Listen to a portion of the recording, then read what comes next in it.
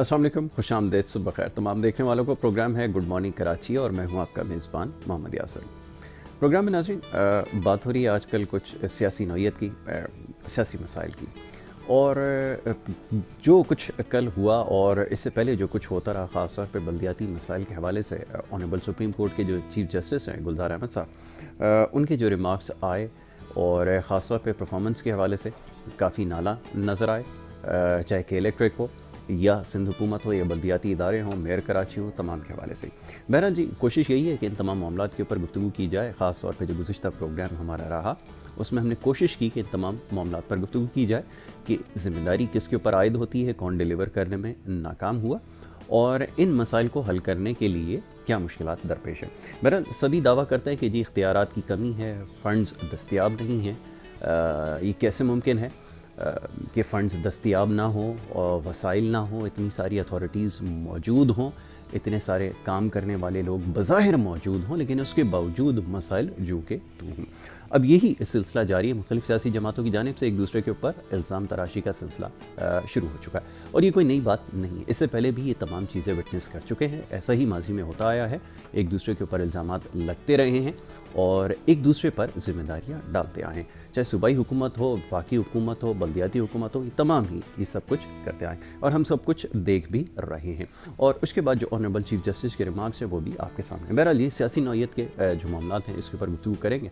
मसाइल के हवाले से माजी में भी कुछ लोगों ने काम किया, किस तरह डिलीवर किया और उस वक्त क्या सर्कमस्टांसेस थे, क्या हालात थे, क्या वसाइल थे, ये वो तमाम चीज़ें जिसके ऊपर आज खुलकर गुफ्तगू करेंगे। मुख्तलिफ यहाँ पर मेहमान हमारे साथ मौजूद होते हैं। जो पिछले प्रोग्राम थे उसमें मुख्तलिफ सियासी जमातों के लोग यहाँ पर आते रहे और उनसे हमारी वक्तन फ़वक्तन गुफ्तगू होती रही। सब ने दलाइल दिए, अपना मौक़िफ़ पेश किया और सबसे बेहतरीन जो जज है, जो तमाम चीज़ों को देखते हैं, ऑब्ज़र्व करते हैं, वो आवाम है, यानी देखने वाले हम लोग हैं और वही ये फ़ैसला करेंगे कि कौन किस हद तक जो है वो सही बात कर रहा है और किस हद तक जो है वो डिलीवर करने में कामयाब हुआ है। और अगर नहीं हुआ तो वाक़तन जो बात वो कर रहा है या दलाइल जो दिए जा रहे हैं वो काबिल कबूल हैं भी या नहीं। इसी मुनासबत से आज भी गुफ्तगू करेंगे। आज भी बड़े ख़ास मेहमान सुबह के वक्त हमारे साथ यहाँ स्टूडियोज़ में तशरीफ़ फरमा हैं, उनसे गुफ्तगू करेंगे और दोनों ही बड़े ख़ास मेहमान हैं। मसाइल के ऊपर उनसे गुफ्तगू होती रहती है, पिछले कई प्रोग्राम्स में हम उनसे बात करते आए हैं। मसाइल के हवाले से ख़ास तौर पे जो कराची शहर के मसाइल हैं, बल्दियाती मसाइल हैं, इनके ऊपर ख़ास तौर पे बड़ी गहरी निगाह रखते हैं। सबसे पहले खुशामदीद जनाब मोअज़्ज़ज़ मेहमान तंज़ील अब्दुर्रऊफ़ साहब हमारे साथ यहाँ पे मौजूद हैं। मुत्तहिदा कौमी मूवमेंट पाकिस्तान से आपका ताल्लुक़ है, यूसी चेयरमैन भी हैं, वाइस चेयरमैन, और इसके अलावा बल्दियाती मसाइल को समझते भी हैं, यंग हैं, एनर्जेटिक हैं, काम करते रहे हैं और ख़ास तौर पे इस वक्त जो हालिया बारिशें रहीं उसमें चंद एक लोगों में शामिल रहे जो एक्टिव थे, सड़कों पे मौजूद थे और अपने हल्के के अंदर काम करते रहे। बहुत शुक्रिया तंज़ील अब्दुर्रऊफ़ साहब, आपने हमें वक्त दिया सुबह के वक्त हमारे साथ यहाँ पे तशरीफ़ लेकर। उनके साथ साथ तशरीफ़ रखते हैं सरमद अहमद सिद्दीकी साहब, कन्वीनर हैं सिंध के। ऑल पाकिस्तान मुस्लिम लीग जाना पहचाना नाम है, एक नई सियासी जमात है। साबिक़ सदर जनरल परवेज़ मुशर्रफ साहब रिटायर्ड, उनकी ये पार्टी है और बल्दियाती हुकूमतों के हवाले से, निज़ाम के हवाले से ख़ास तौर पे आपकी खिदमात को हमेशा याद रखा जाएगा और जाता है। तो आज APML की तर्जमानी कर रहे हैं सरमद साहब, उनको खुशामदीद दूँगा। बहुत शुक्रिया जी सरमद साहब, प्रोग्राम में आपने हमें वक्त दिया। तंज़ील साहब, सवाल आपसे, आप फील्ड में भी नज़र आए, सड़कों पे ऊपर मौजूद भी रहे, बारिश का पानी निकालते भी रहे, कि इलेक्ट्रिक वालों से भी झगड़ते रहे अपने हल्के के लोगों की फ़ोन कॉल्स का जवाब भी देते रहे। चलें, ये मुझे देखकर खुशी होती है कि आप रिस्पॉन्ड करते हैं, लोगों की कॉल्स का जवाब देते हैं, फ़र्दन फ़र्दन उनसे मुलाकातें करते हैं। ये बाकी सब क्यों नहीं कर पाते, क्यों कामयाब नहीं हो पाते, ये ज़रा समझाइएगा कि ये कैसे हो सकता है कि इख्तियारात आपके पास कौन से इख्तियारात थे? क्योंकि आपकी जमात और पार्टी के लोग तो यही कहते हैं कि इख्तियारात नहीं है। वो आपको कौन सी चीज़ थी जो फोर्स कर रही थी, जो आप डिलीवर कर रहे थे, ये बताइए। Thank you so much Yasir साहब। और आप सुबह सुबह हम मॉर्निंग शो में जो बड़ा डिफरेंट होता है, हमेशा जी बड़ा जी मज़ा आता है। आपको माशाल्लाह जज़ाकल्लाह।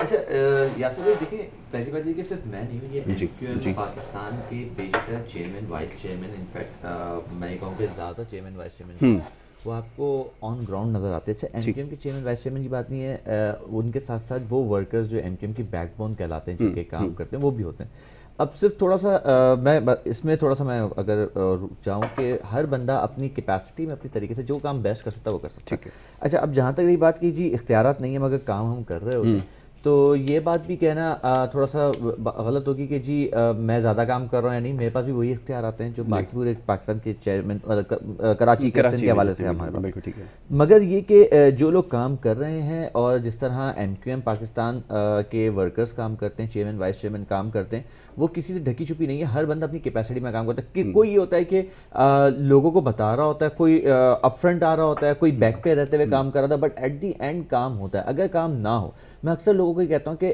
हमारे यहाँ पे होता पता है क्या यासिर, थोड़ी सी ये चीज़ होती है कि लोग कहते हैं सर भी कुर्बानी गुजरी है। अब मैं इस बात पे लोगों से भी कहता हूँ कि आप इतना महंगा माशाल्लाह जानवर लेकर आते हैं, हर बंदा सुन्नत इब्राहिमी अदा करता है, मगर हर बंदा ये चाहता है कि जहाँ उसके जानवर की कुर्बानी हुई नहीं वहाँ पे एक बंदा खड़ा हुआ हो जो उनसे ऑफिस देने के लिए रेडी हो। बिल्कुल ठीक है यार, आप 4 दिन अपने लेकर आए हैं, अगर उसकी आप तैयारी कर रहे हैं, आपने उसके लिए कोई जगह बनाई है मुख्तस की अपने घर में, तो यार उसकी साफ सफाई भी करना आपका काम है। आप ये एक्सपेक्ट क्यों कर रहे हैं कि सामने वाला ये काम करेगा? अगर आप ये एक्सपेक्ट कर रहे हैं कि सामने वाला करे, तो उसने तो वो देखें, वो हम एक लिमिटेड लोग हैं जिसने पूरे कराची को केटर करना है, हम करते हैं, ये नहीं है, बट थोड़ा सा आवाम में, और ये भी अगर थोड़ा सा हम सब्र की बात करें, अब जैसे बारिश हुई, बारिश हो रही है, तो बारिश फर्स्ट टाइम कराची में नहीं हुई, या कराची में जो बारिश, ये जो बारिश है ये शुरू से हो रही है, और यही बारिश का पानी सड़क पर रहता है, मगर इट टेक्स टाइम कि ये वापस जाए, ठीक है ना। अच्छा, अब दूसरी बात पर लोग बहुत सारे ये कहते हैं, जहाँ पे मैं एक और नरेशन बिल्ड करता हूँ कि जहाँ पे KMC और DMC की जी वहाँ पे हालात बुरे, वेरी गुड। अब मैं ऑन एयर एक बात बोल देता हूँ, बाद में ये यहाँ पे तो पानी कम से कम जमा था। कभी किसी ने सोचा, सोशल मीडिया पे वीडियो चली थी जहाँ पे DHA की तरफ जो है वो बाकायदा छोटे छोटे फाउंटेन्स बने थे। ऐसा कैसे फाउंटेन कैसे बन सकते हैं? इसका मतलब है कहीं से पानी ने बैक किया, यहाँ से पानी ज्यादा सामने से आया तो वो फाउंटेन्स बने। बिल्कुल ठीक है। इट मीन्स कि फिर वहां पे तो मेयर नहीं है ना, फिर वहां पे क्यों नहीं कोई सवाल पूछता? आप यहाँ तो सवाल पूछ रहे हैं, हम जवाब भी दे रहे हैं, वहां तो कोई सवाल पूछता भी नहीं, कोई जवाब भी देने वाला नहीं था। देखिए बात यह है कि हम सब ने थोड़ा सब्र का, आप एक निशाना बना देते हैं किसी एक जमात को कि जी यही है और यही करने वाले, तो ये गलत बात है। हकाइक को सामने रखें। ये कराची का जो वोटर, कराची की आवाम है, पढ़ी लिखी आवाम है। मुझे खुशी है कि आवाम पढ़ी लिखी है, सब कुछ है, मगर थोड़ा सा मुझे अफसोस भी अपने लोगों से, क्योंकि अपने है ना, तो गिला भी कभी कभी कर लेता हूँ कि आप थोड़ा सा ये भी एक्सपेक्ट करें कि जी आपके पास टोटल जो एरिया है वहां पे अगर ये हालात हैं, तो जहां KMC नहीं है, जो कैंटोनमेंट के एरियाज हैं, जो DHA, वहां पे क्या पानी चला गया था? क्या वहां पे सफाई सुथराई जो बकरा ईद पर होती है वो कैसे हुई फिर, अगर यहाँ नहीं हुई? तो देखिए, कराची का प्रॉब्लम ये नहीं है, कराची का प्रॉब्लम ये है कि यहाँ पे आपके पास ऑफिस उठाने के बाद उसके लैंड फिर कहाँ पे लेके जाना है, प्लस आपने कचरा उठाने तो कहाँ लेके जाएगा, ये पानी, अगर सीवरेज का इशू है तो सीवरेज का इशू सॉल्व कैसे होगा? बरसाती नाले अलग चीजें, सीवरेज की लाइंस अलग चीजें। लोगों ने बरसाती नालों में अपने घर की सीवरेज लाइन डाली है, अभी क्या हुकूमत के लोगों ने किया? नहीं, आवाम ने किया। हर कोई चीज ना आप बिल्कुल तनकीद कर जाते हैं कि जी यही है, ये नहीं है। अगर हम हैं तो भाई फिर तो अल्लाह तबारक व तआला ने सूरह फुरकान में नाज़िल किया है कि तुम जैसी आवाम होगी वैसे हुक्मरान भी वैसे ही होंगे। बिल्कुल, तो मैं तो नहीं कह रहा, तो अल्लाह ताला कुरान पाक में ना सूरह फुरकान की आयत में, तो बात मैं किसी को भी नहीं कह रहा, हम ये कह रहे हैं हम भी आप ही में से। अगर हमसे कोई कोताहियां गलतियां हो रही हैं तो उसको बहरहाल थोड़ा सा सब्र तहम्मुल के साथ देखें कि हम ये काम कर कैसे रहे हैं। इनके पास भी मुश्किलात हैं। जहां तक रही MQM पाकिस्तान की बात, हमारे यहाँ पे वर्कर और इनफैक्ट रोड पे नजर आते हैं काम करते हुए, आज भी आपको देखेंगे, कहीं कम होंगे कहीं ज्यादा होंगे, आप 19 या 20 का कह सकते हैं, बट ये नहीं कह सकते कि वहां से MQM गायब है। अच्छा, MQM कहीं गायब नहीं है। तंजील, एक चीज़ की और अभी आपसे ज़रूर इसका जवाब दूंगा, पहले सरमद साहब की तरफ चलते हैं। सरमद साहब, शहर कराची में जो बल्दियाती निज़ाम परवेज़ मुशर्रफ साहब के दौर में इंट्रोड्यूस करवाया गया, वो लामहला बेहतरीन निज़ाम समझा गया और सबसे इफ़ेक्टिव निज़ाम समझा जाता है, और इसमें जो मुखालफीन हैं वो भी इस चीज़ का एतराफ़ करते हैं, इस चीज़ का इदराक उन्हें है कि जो बेहतरी शहर कराची में आई वो उसी निज़ाम की मरहून मिन्नत थी जो परवेज़ मुशर्रफ साहब ने इंट्रोड्यूस कराया। लेकिन बड़ी बदकिस्मती ये रही कि उसके बाद जो उसका हुलिया बिगाड़ दिया गया, उसकी वजह से आज ये मसाइल हैं और एक दूसरे पे इल्ज़ाम तराशी हो रही है। अब सवाल ये है, शहर कराची के लोग ये जानना चाहते हैं कि वो जो जमात परवेज़ मुशर्रफ साहब ने बनाई थी वो क्या आने वाले बल्दियाती निज़ाम में मुतहर्रिक होगी, क्या तरजीहात में शामिल है? क्योंकि इन चंद महीनों में या गुज़िश्ता चंद सालों से कोई ऐसी खबर नहीं आई। क्या इरादा रखते हैं, ये ज़रा फरमाइए। बिस्मिल्लाहिर्रहमानिर्रहीम। यासिर भाई, पहले तो आपको ये बता दूं कि जनरल परवेज़ मुशर्रफ साहब का जब से उन्होंने इक़्तिदार संभाला था बतौर चीफ़ एग्जीक्यूटिव, उनका यही नज़रिया और यही विज़न था कि आम आदमी तक जो है वो इक़्तिदार की मुंतकली हो, ताकि जो एक आम आदमी के मसाइल हैं वो वही आम आदमी समझ सकता है जो उस इलाके का, उस यूनियन काउंसिल का, उस मोहल्ले का। ऐसा नहीं हो जिस तरह अभी हमने देखा कि इन इलेक्शंस में हुआ, जनरल इलेक्शंस में बंदा जो है वो लाहौर में या इस्लामाबाद में सेटल हुआ हुआ है, मुंतखब डिफेंस से हो रहा है। बंदा जो है वो पंजाब के किसी शहर में रह रहा है और जी वो इलेक्शन उसने लड़ा है जी साउथ से या ईस्ट के किसी उससे, और कौमी असेंबली की सीट्स लेके बैठे हैं। तो बात ये है कि अब उनका ये विजन था और अल्हम्दुलिल्लाह अभी भी जो ये बल्दियाती इलेक्शंस आ रहे हैं तो कायद जनरल परवेज मुशर्रफ साहब की तरफ से हमें वाज़ेह हिदायत है कि टिकट्स उन्हीं लोगों को दें जो ग्रास रूट लेवल पर आवाम की नुमाइंदगी कर सकें। और आप बिल्कुल सही कह रहे हैं, सिर्फ इसमें नहीं किया था, पुलिस ऑर्डर भी पास किया था उन्होंने, बिल्कुल। उसका भी हुलिया बिगाड़ दिया इन्होंने बाद में। उस पुलिस ऑर्डर में भी यही था कि पुलिस मकामी हो, लेकिन उसका भी हुलिया बिगाड़ दिया। इन लोगों को अगर 1974 में धकेलना है इसको तो कराची को गांव डिक्लेयर कर देना है। अगर इन्होंने 1974 में ही धकेलना है कराची को तो फिर ये गांव डिक्लेयर कर दें उसको कि ये भी भाई एक गांव है और ये इसको कस्बे की तरह ले। अभी इनफैक्ट आपके स्टूडियो आते हुए मैं सड़कों की हालत देख रहा था, तो पहले तो ये होता था कि हम रात को स्ट्रीट लाइट्स वगैरह तो है ही नहीं, अब कराची में स्ट्रीट लाइट का तो रुझान ही नहीं है ना। सड़कों पे वही लाइट है जो गाड़ियों की बल्ब में से रोशनी आ रही है, वही रोशनी है सड़क के ऊपर। लेकिन ये कि अब जो है वो सड़कों की ऐसी हालत हो गई है कि आप बिलीव करें कि ये जो अब पहले कहते थे बारिश गरीब के लिए और अमीर के लिए जो है मजे हैं, लेकिन आप यकीन करें इस बारिश में डिफेंस की, जैसे भाई ने बिल्कुल सही कहा कि डिफेंस की रोडों पे 4 व्हील जो है 4x4 वो धस गई, बिल्कुल ऐसा ही। तो इस तरह की जो है वो बारिश थी। अब बहरहाल ये निजाम होगा और ये हकीकत बात है, किसी एक जमात के बस में नहीं है, किसी एक जमात के बस में नहीं है कि कोई एक जमात कह दे कि भाई हम ये मसला हल कर लेंगे। कराची बहुत ज्यादा वास्ट हो चुका है। सरमद, एक चीज़ का और जवाब दीजिए कि सूरत हाल अब ये अक्सर मुख्तलिफ है। उस वक्त मुशर्रफ साहब पावर में थे, उनके पास कुल इख्तियार था। आजकल सूरत हाल मुख्तलिफ है। आपने देखा जो इत्तेहादी जमातें थी वो भी डिलीवर करने में उसी वक्त कामयाब हुई जब उनको मुकम्मल इख्तियार और वसाइल दिए गए। लेकिन अब जैसे मैंने अर्ज़ किया कि सूरत हाल अक्सर मुख्तलिफ है। अब 3 जमातें यहाँ पे मौजूद हैं, विफाक की अलग है, सूबाई अलग है, फिर बल्दियात की अलग है। अब ऐसी खींचातानी जारी है कि जिसके बाद डिलीवर करना इंतहाई मुश्किल है। तो आप क्या समझते हैं कि अगर इस दफ़ा बल्दियात में अगर मान लिया जाए कि मुशर्रफ साहब जो हैं वो अपनी पोजीशन मुस्तहकम कर लेते हैं या इख्तियार अगर उनके पास आ जाता है, उस तरह से डिलीवर कर सकेंगे जो इस वक्त ये कोशिश कर रहे हैं डिलीवर करने की, मुमकिन हो सकेगा? देखें जी, हम भी कोई बुलंद व बाला दावे नहीं करते, हम तो सिर्फ जो अपनी आपको बता रहे हैं जो हमारी ऑल पाकिस्तान मुस्लिम लीग के अक्सरियती इलाके हैं वो ईस्ट और सेंट्रल है, ठीक है। और जो मुशर्रफ कॉलोनी और तेसर टाउन जहाँ पे जनरल साहब ने काम कराया था वो आज भी रोते हैं वो लोग, वहाँ के रेजिडेंट्स आके हमें कहते हैं कि जो जनरल साहब ने जो काम कराया था उसके बाद वो आज तक नहीं हुआ। तो बात ये है कि अब जो भी इलेक्ट होकर आएंगी जमातें, जो भी जो है वो मेयर इलेक्ट होगा, इस बार सुनने में आ रहा है डायरेक्ट इलेक्शन है मेयर का, डायरेक्ट जो है वो आवाम मेयर के लिए जो है वो चुनाव करेगी। तो बात यह है कि जो भी जमात मुंतखब होकर आए वो सबको साथ लेके चले। अलायंस की अब सिस्टम बनता है तो हम तो ऑल पाकिस्तान मुस्लिम लीग के तो उसमें दिल में ऐसी कोई बात नहीं, हम तो सबके साथ कराची की बेहतरी के लिए तो जनरल साहब की तरफ से वाज़ेह हिदायत है कि सबके साथ बैठ के बात की जाए, कराची की आवाम की बेहतरी के लिए किया जाए। 52 अरब रुपए का पैकेज दिया था उन्होंने उस वक्त, तो आज अगर वो इक्तदार में होते, जिस तरह आपको याद होगा उन्होंने जाते कहा था मैं तो जा रहा हूँ, मुल्क का अल्लाह हाफिज है, तो वो आपने देखा उसके बाद कि IMF के प्रोग्राम्स में भी, मुल्क की मईशत में भी क्या ज़बू हाली आई और फिर कराची के मामलात में भी क्या। बिल्कुल ठीक है। तंजीम साहब, आपकी तरफ आता हूँ। अब थोड़ी सी सख्त बातें हैं, वो ये कि अदालत आलिया ने जो कुछ रिमार्क्स दिए तमामी इदारों के ख़िलाफ़, हमारे लिए सबके लिए ये सोचने का मुकाम है कि अदालत अगर आकर इंटरवीन करे किसी मामले में और अगर उसको फिर रिस्पॉन्सिबिलिटी अगर टेकअप करना पड़े तो इसका मतलब है ये हमारी नाकामी है। चलें, इन सारी बातों को एक तरफ रखते हुए बल्दियाती इदारों की कारकर्दगी के हवाले से मेरे साहब ने कहा कि ठीक है, जज साहब का गुस्सा अपनी जगह, बिल्कुल उन्होंने ठीक कहा कि जो कुछ उन्होंने कहा है यकीनन हम डिलीवर करने में नाकाम हुए। अब सवाल ये है कि क्या जो MQM की एक प्रैक्टिस रही है ओवर द ईयर्स की अकाउंटेबिलिटी, और अकाउंटेबिलिटी सबकी हुआ करती थी, इस दफ़ा लोग ये सवाल करते हैं कि क्या अकाउंटेबिलिटी होगी ताकि इस चीज़ का तयन हो सके कि गलतियाँ और ख़ामियाँ कहाँ पर हुई हैं, और अगर कहीं पे फ़ंड्स की एलोकेशन हुई या अगर कहीं वफाक की जानिब से पैसे आए तो किस मद में ख़र्च हुए। क्योंकि देखिए, बिल्कुल ट्रांसपेरेंट जमात हमेशा रही इन टर्म्स ऑफ अकाउंटेबिलिटी, और जो पीपल टू पीपल कांटेक्ट है, इंटरेक्शन है, उस हवाले से तो क्या वो प्रैक्टिस इस दफ़ा होगी? क्योंकि वोटर ये जानना चाहता है, वो सख्त ना लाएँ कि अगर ये डिलीवर नहीं कर सके तो इसकी वजूहत क्या थी, वो आवाम के सामने लाए जाएंगे सारे मुहर्रकात? इसमें देखें, अगर मैं आपके क्वेश्चन जी, के दो जी। पहलू को देखूं ज़रूर। तो कि एक तो चीफ जस्टिस साहब ने परसों बिल्कुल नाला थे, और क्यों ना हो, वो भी कराची आए थे, जी, तो एक तरीके से उन्हें भी लगता है, हर किसी का फील होता है, हम भी आते हैं तो यही हालात देख रहे होते हैं, हमें भी गुस्सा आता है जबकि हम खुद कराची की जमात की सबसे बड़ी जमात है। देखिए, मैं फिर यही कहूँगा कि अगर चीफ जस्टिस साहब वो 4 इयर्स में 140A के हवाले से जो 2017 में पिटिशन दायर की थी, अगर उसकी सुनवाई हो जाती, वो अच्छा, वो उसके लिए तो फिर एक फॉलो अप पिटिशन भी लगाई जाती है कि आप रिव्यू के लिए डालते हैं, भाई दोबारा आप परस्यू करते हैं।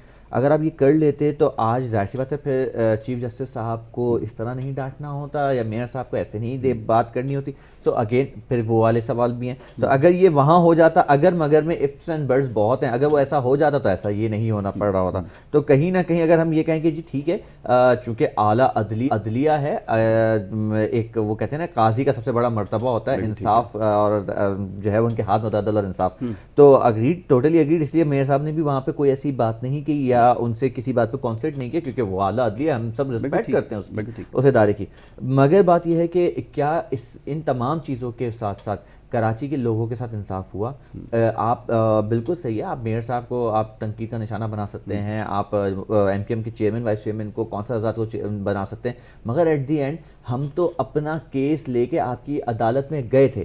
क्या कराची की आवाम के मैंडेट की कहीं तजलील तो नहीं हुई? ये सिर्फ सवाल छोड़े जा रहा हूँ अपने व्यूअर्स के साथ भी कि ये जो आवाम थी उसके वोट से आए थे ना मेयर साहब, मैं भी उनके वोट से आया हूँ, मुझे भी वोट मिला है। तो अगर मैं अवामी आदमी हूँ, मुझे ये कह दिया जाए कि जी आप क्यों नहीं है, तो फिर ऐसे बात है, मैं तो कहूँगा जिन लोगों ने भी, एक तो मेरे मुखालिफ होंगे, एक मेरे हिमायती होंगे। तो जो मेरे हिमायती, मेरे वोटर, वो तो पाकिस्तान, रिपब्लिक ऑफ पाकिस्तान का बाशिंदा है, तो आपने कहीं उसकी तस्लील तो नहीं। तो बहरहाल ये एक बड़े सवाल आते हैं। अब आप आ जाए सवाल के दूसरे पहलू की तरफ, जो आपने कहा कि अकाउंटेबिलिटी वाली बात। देखिए, अकाउंटेबिलिटी पहले भी पार्टी में होती रही है और अभी भी हो रही है और आइंदा भी होगी।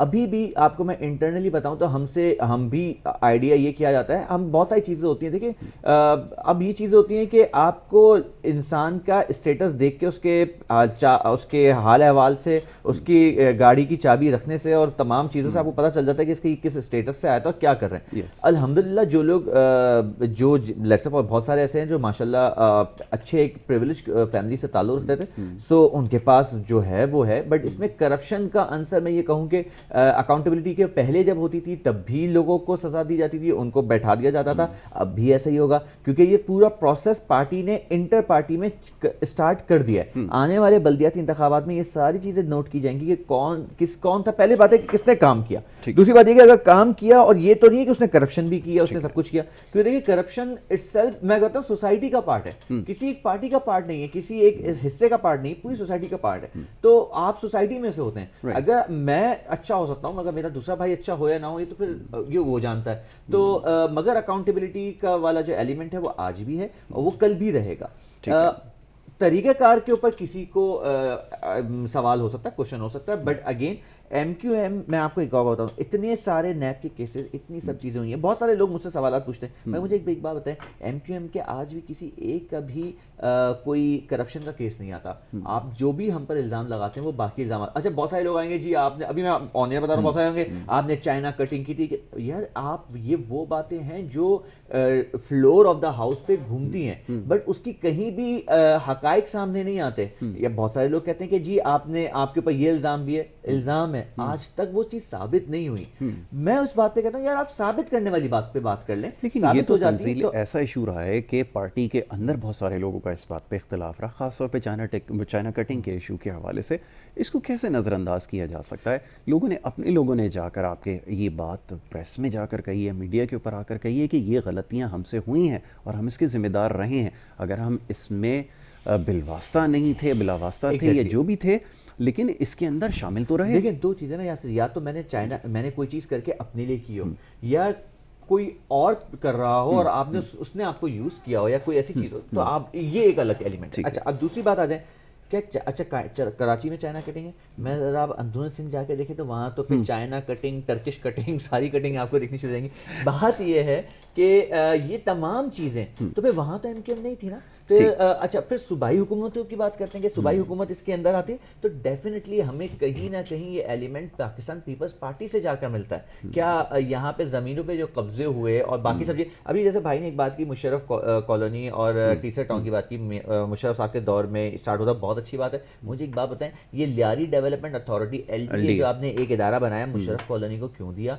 अच्छा, दूसरी एक बात बताएं कि जी वहाँ पे आज तक आबादी क्यों नहीं हुई, और जिन्होंने मकानात बेचे थे, एक और मुझे बहुत अच्छी बात लगती है जब मैं इस चीज़ पर मेरे भाई की इनकी बात करूँ कि जब लियारी एक्सप्रेसवे बन रहा था तो उस वक्त मुशर्रफ साहब ने वो लियारी एक्सप्रेसवे को कंप्लीट करवाया और दरमियान में जितनी भी इंक्रोचमेंट थी उन सबको जो है वो मकानात दिए गए कि जी आप मुशर्रफ कॉलोनी में चले जाएं, ताकि वहाँ मकानात दिए गए। जी, वही पब्लिक ने मकानात किसी और को बेचे, देन वो किसी और को बेचे। अगेन बात ये है कि ये नहीं हुआ, ये वहाँ पे किसका वोट बैंक है? ठीक है। अच्छा तंजील, मुझे एक ब्रेक लेनी है और ब्रेक के बाद जब वापस आएंगे इस मामले पे गुफ्तगू करेंगे, और ख़ास तौर पर कि किसकी कितनी जिम्मेदारी रही है डिलीवर करने में, कितना काम। अब इस हवाले से बात होगी कि किसकी सबसे ज़्यादा रिस्पॉन्सिबिलिटी थी, इसको हम डिस्कस करते हैं। एक छोटी सी ब्रेक की तरफ जा रहे हैं, ब्रेक के बाद वापस आएंगे, गुफ्तगू जारी रहेगी। आप देखते रहें गुड मॉर्निंग कराची।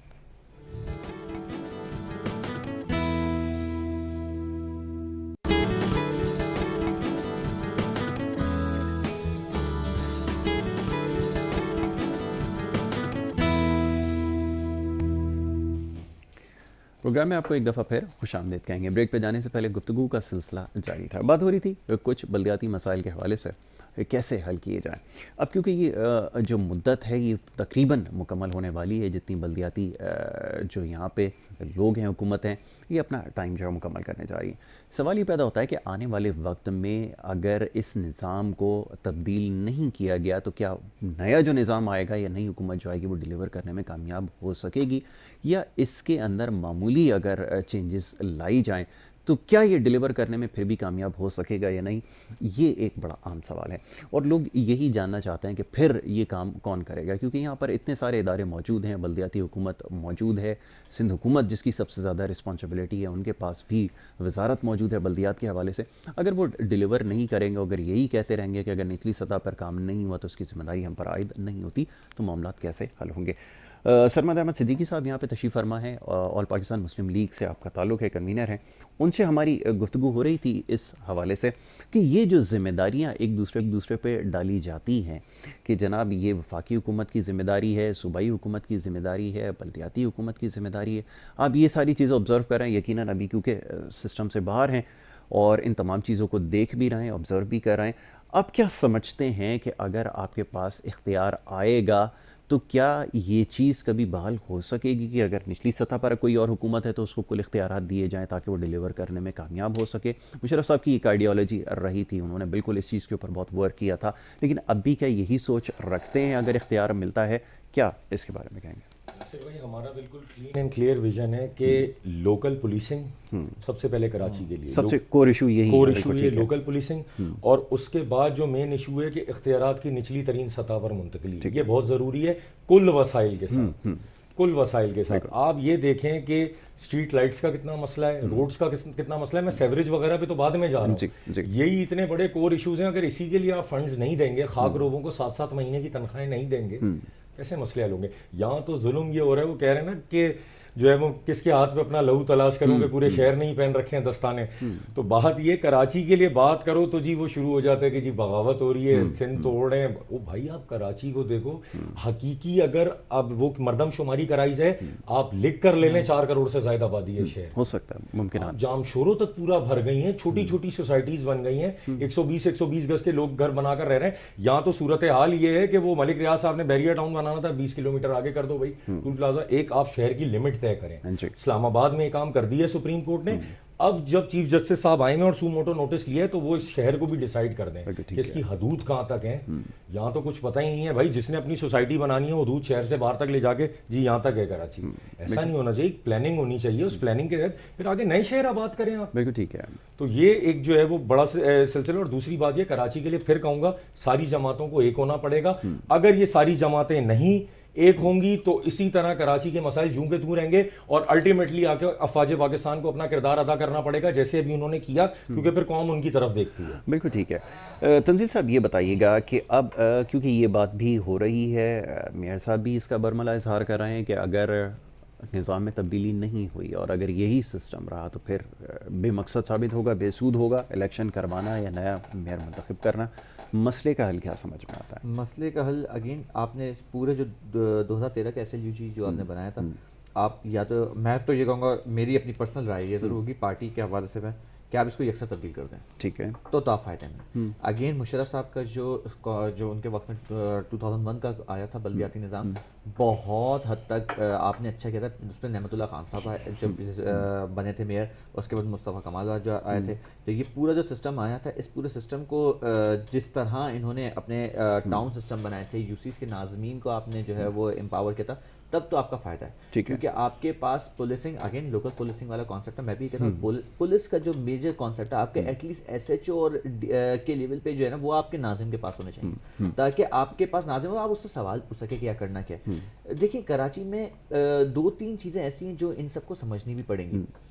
अथॉरिटीज किसने कहा था ये अथॉरिटी, एक KD है, एक मली डेवलपमेंट अथॉरिटी है, एक लियारी डेवलपमेंट अथॉरिटी है, प्लस कैंटोनमेंट आपके पास बैठे हुए। यार आप अल्लाह के बंदे, आप ये सोचो कि यार आपने कराची को कितने हिस्सों में तोड़ दिया। ठीक।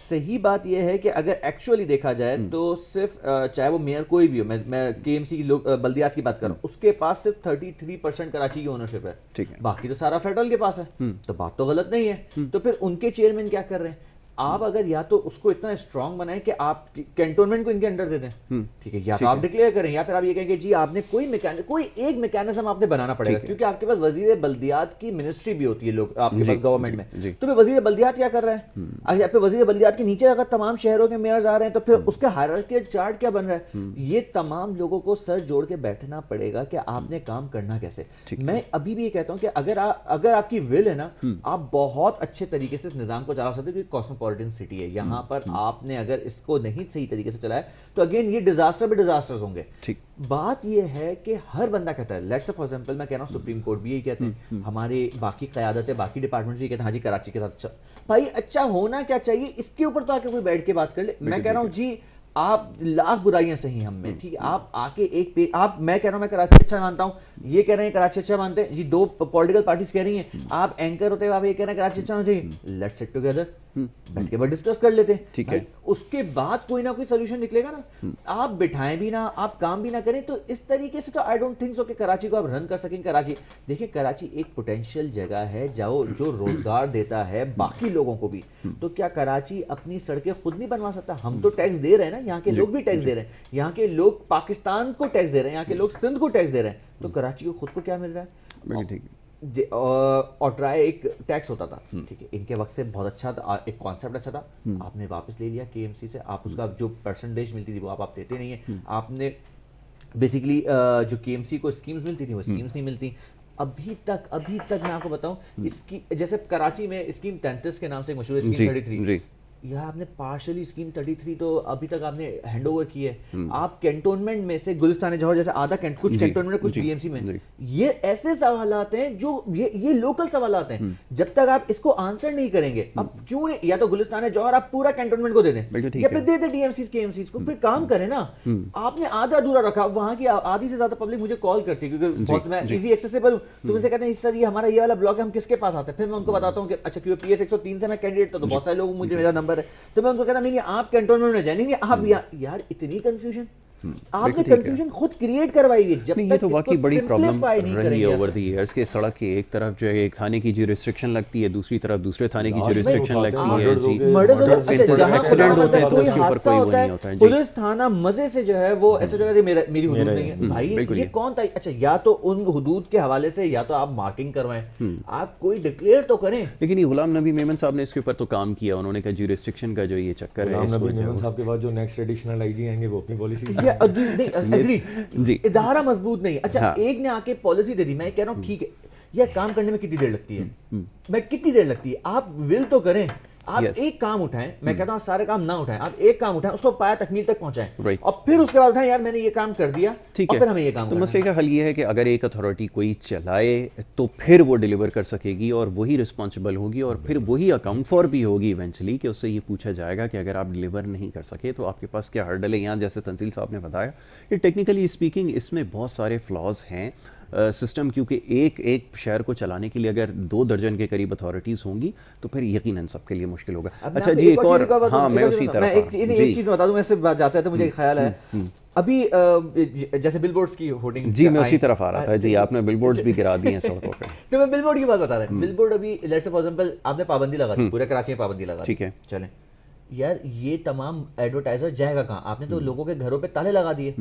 अच्छा, आप ये कहते कि यार ये होर्डिंग्स के लिए आप एक एसओपीज बनाएं, उसका तरीकाकार बनाएं, इसके 4 सर्टिफिकेट इंटरनेशनली भी ना, आपके पास 4 डिफरेंट इंजीनियरिंग फर्म्स होती हैं जो जाके उसकी सेफ्टी हैजर्ड्स बताती हैं, उसको आपको डिक्लेयर करती हैं अपने सर्टिफिकेट्स के कि ये नहीं गिरेगा या ये कुछ नहीं होगा। चीफ जस्टिस साहब से बराए मेहरबानी गुजारिश करता हूं, आप इससे लोगों के पेट पे ताले लग जाएंगे भाई, वो उनके घर में फाके होंगे। आप ये एक प्रोसीजर बनाए, इसको फॉलो करेंगे तो बिलबोर्ड लगेगा। अब बिलबोर्ड गिरा किसी और जगह से था, रोड किसी डीएमसी साउथ की जा रही, साउथ में एमक्यूएम का चेयरमैन नहीं है, मैं उसकी किसी की साइड नहीं ले रहा, मगर मैं आपको डूबते की बात बता रहा हूं, ये हो रहा है, बिल्कुल गिरा वो कराची कैंटोनमेंट की तरफ से आया, वो डीएमसी साउथ की रोड पर है, पाबंदी आपने सब पे लगा दी। अच्छा बोला, मैं ये अभी यही कह रहा हूं, बुला के आपने मेयर साहब को बोल दिया कि जी मेरे मेयर साहब के पास तो एडवर्टाइजिंग का डिपार्टमेंट ही नहीं है, वो तो डीएमसीज के पास है, तो फिर मेयर साहब को आपने क्यों कह दिया? तो ऐसे क्यों? अच्छा, ये इसलिए भी अगर उन्हें ये बात पता होती तो डेफिनेटली मेयर साहब को नहीं कहते।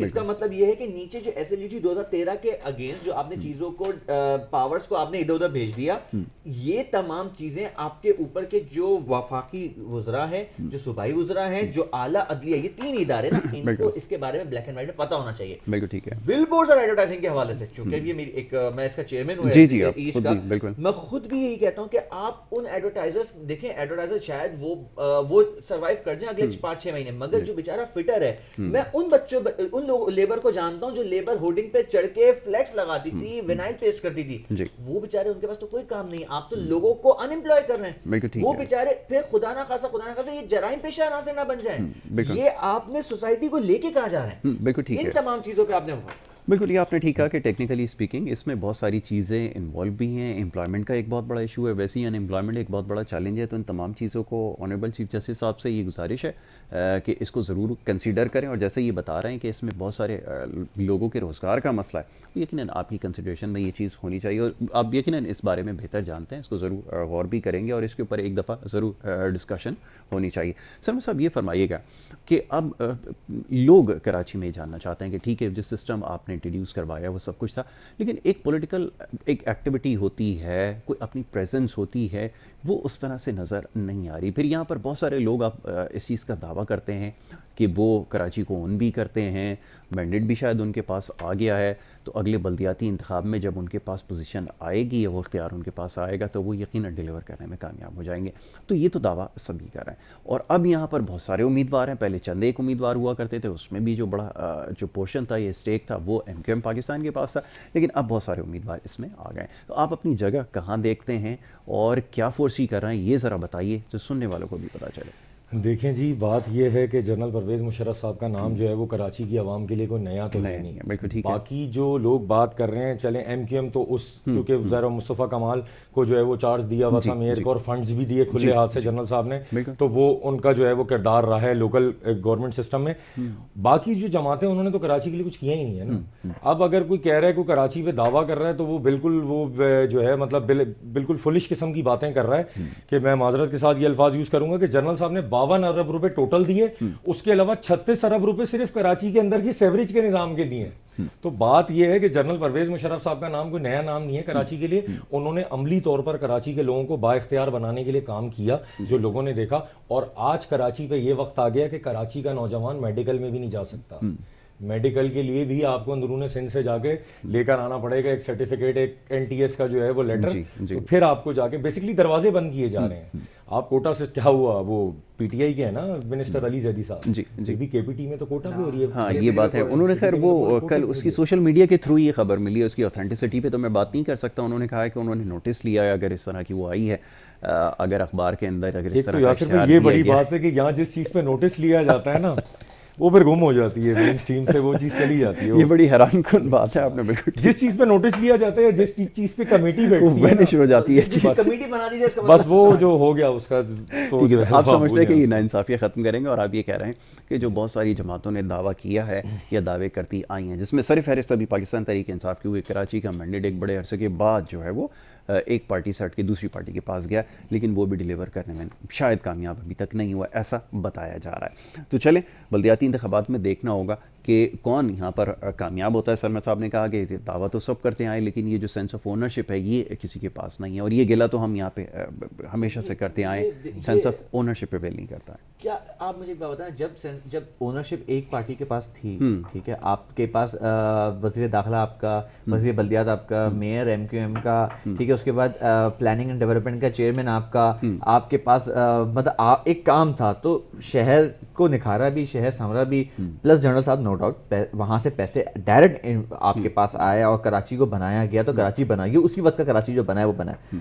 आप मुझे एक बात बताएं, आज आपके सीवरेज बोर्ड, मैं अगेन एक सवाल छोड़े जाता हूँ, बहुत सारी चीज़ होती है जो हम क्या कहें, वैसे उसके लिए बहुत सारे सवाल आता है, मैं चाहूँगा पहले बात मुकम्मल करें। ये जो हाँ, सीवरेज के साथ हुआ है, सीवरेज का जो कराची है, वाटर एंड सीवरेज ठीक है, अभी बोर्ड। नाले की सफाई हो रही है, सब कुछ हो रहा है, क्या जरूरत पड़ी कि वर्ल्ड बैंक ने स्पेशल ग्रांट दी सीवरेज बोर्ड को कि नाले साफ करो, तो अब सब नाले साफ हो रहे हैं, तो इसका मतलब है पहले, इसका मतलब यही है ना, अगर मैं सारी बातों को भी छोड़ दूंगा कि कौन पीपल्स पार्टी कौन सी एमक्यूएम, तो मैं एक कराची आइट के होते हुए भी बात करूं, तो यार देखें, पैसे अगर बाहर से आए या पैसे इस्लामाबाद से आए, इसका मतलब ये है कि इस्लामाबाद से पैसे नहीं आ रहे थे, सिंध गवर्नमेंट से भी पैसे नहीं आ रहे थे। ठीक, इनफैक्ट वर्ल्ड बैंक को ये सोचना पड़ा कि आपके सीवेज बोर्ड में पैसे दे दें ताकि इनके नालों की सफाई हो, तो आप काम होने लग गया, अब सफाई हो रही है नालों की। यही बात तो हम भी कह रहे थे यार, पैसे दे दो, जो आज वो दे रहे हैं, तो क्योंकि वो अलग ऐलान कर रहे हैं, धड़ल्ले से दे रहे हैं, तो अब आप और वो उनका बेसिकली वो कहते हैं ना जो डंडा भी है कि मुझे रिपोर्ट भी चाहिए, रिपोर्ट भी चाहिए। तो बात ये कि हम तो कह रहे थे भाई वो उनके देने से पहले अगर ये सिंध गवर्नमेंट पैसे दे देती,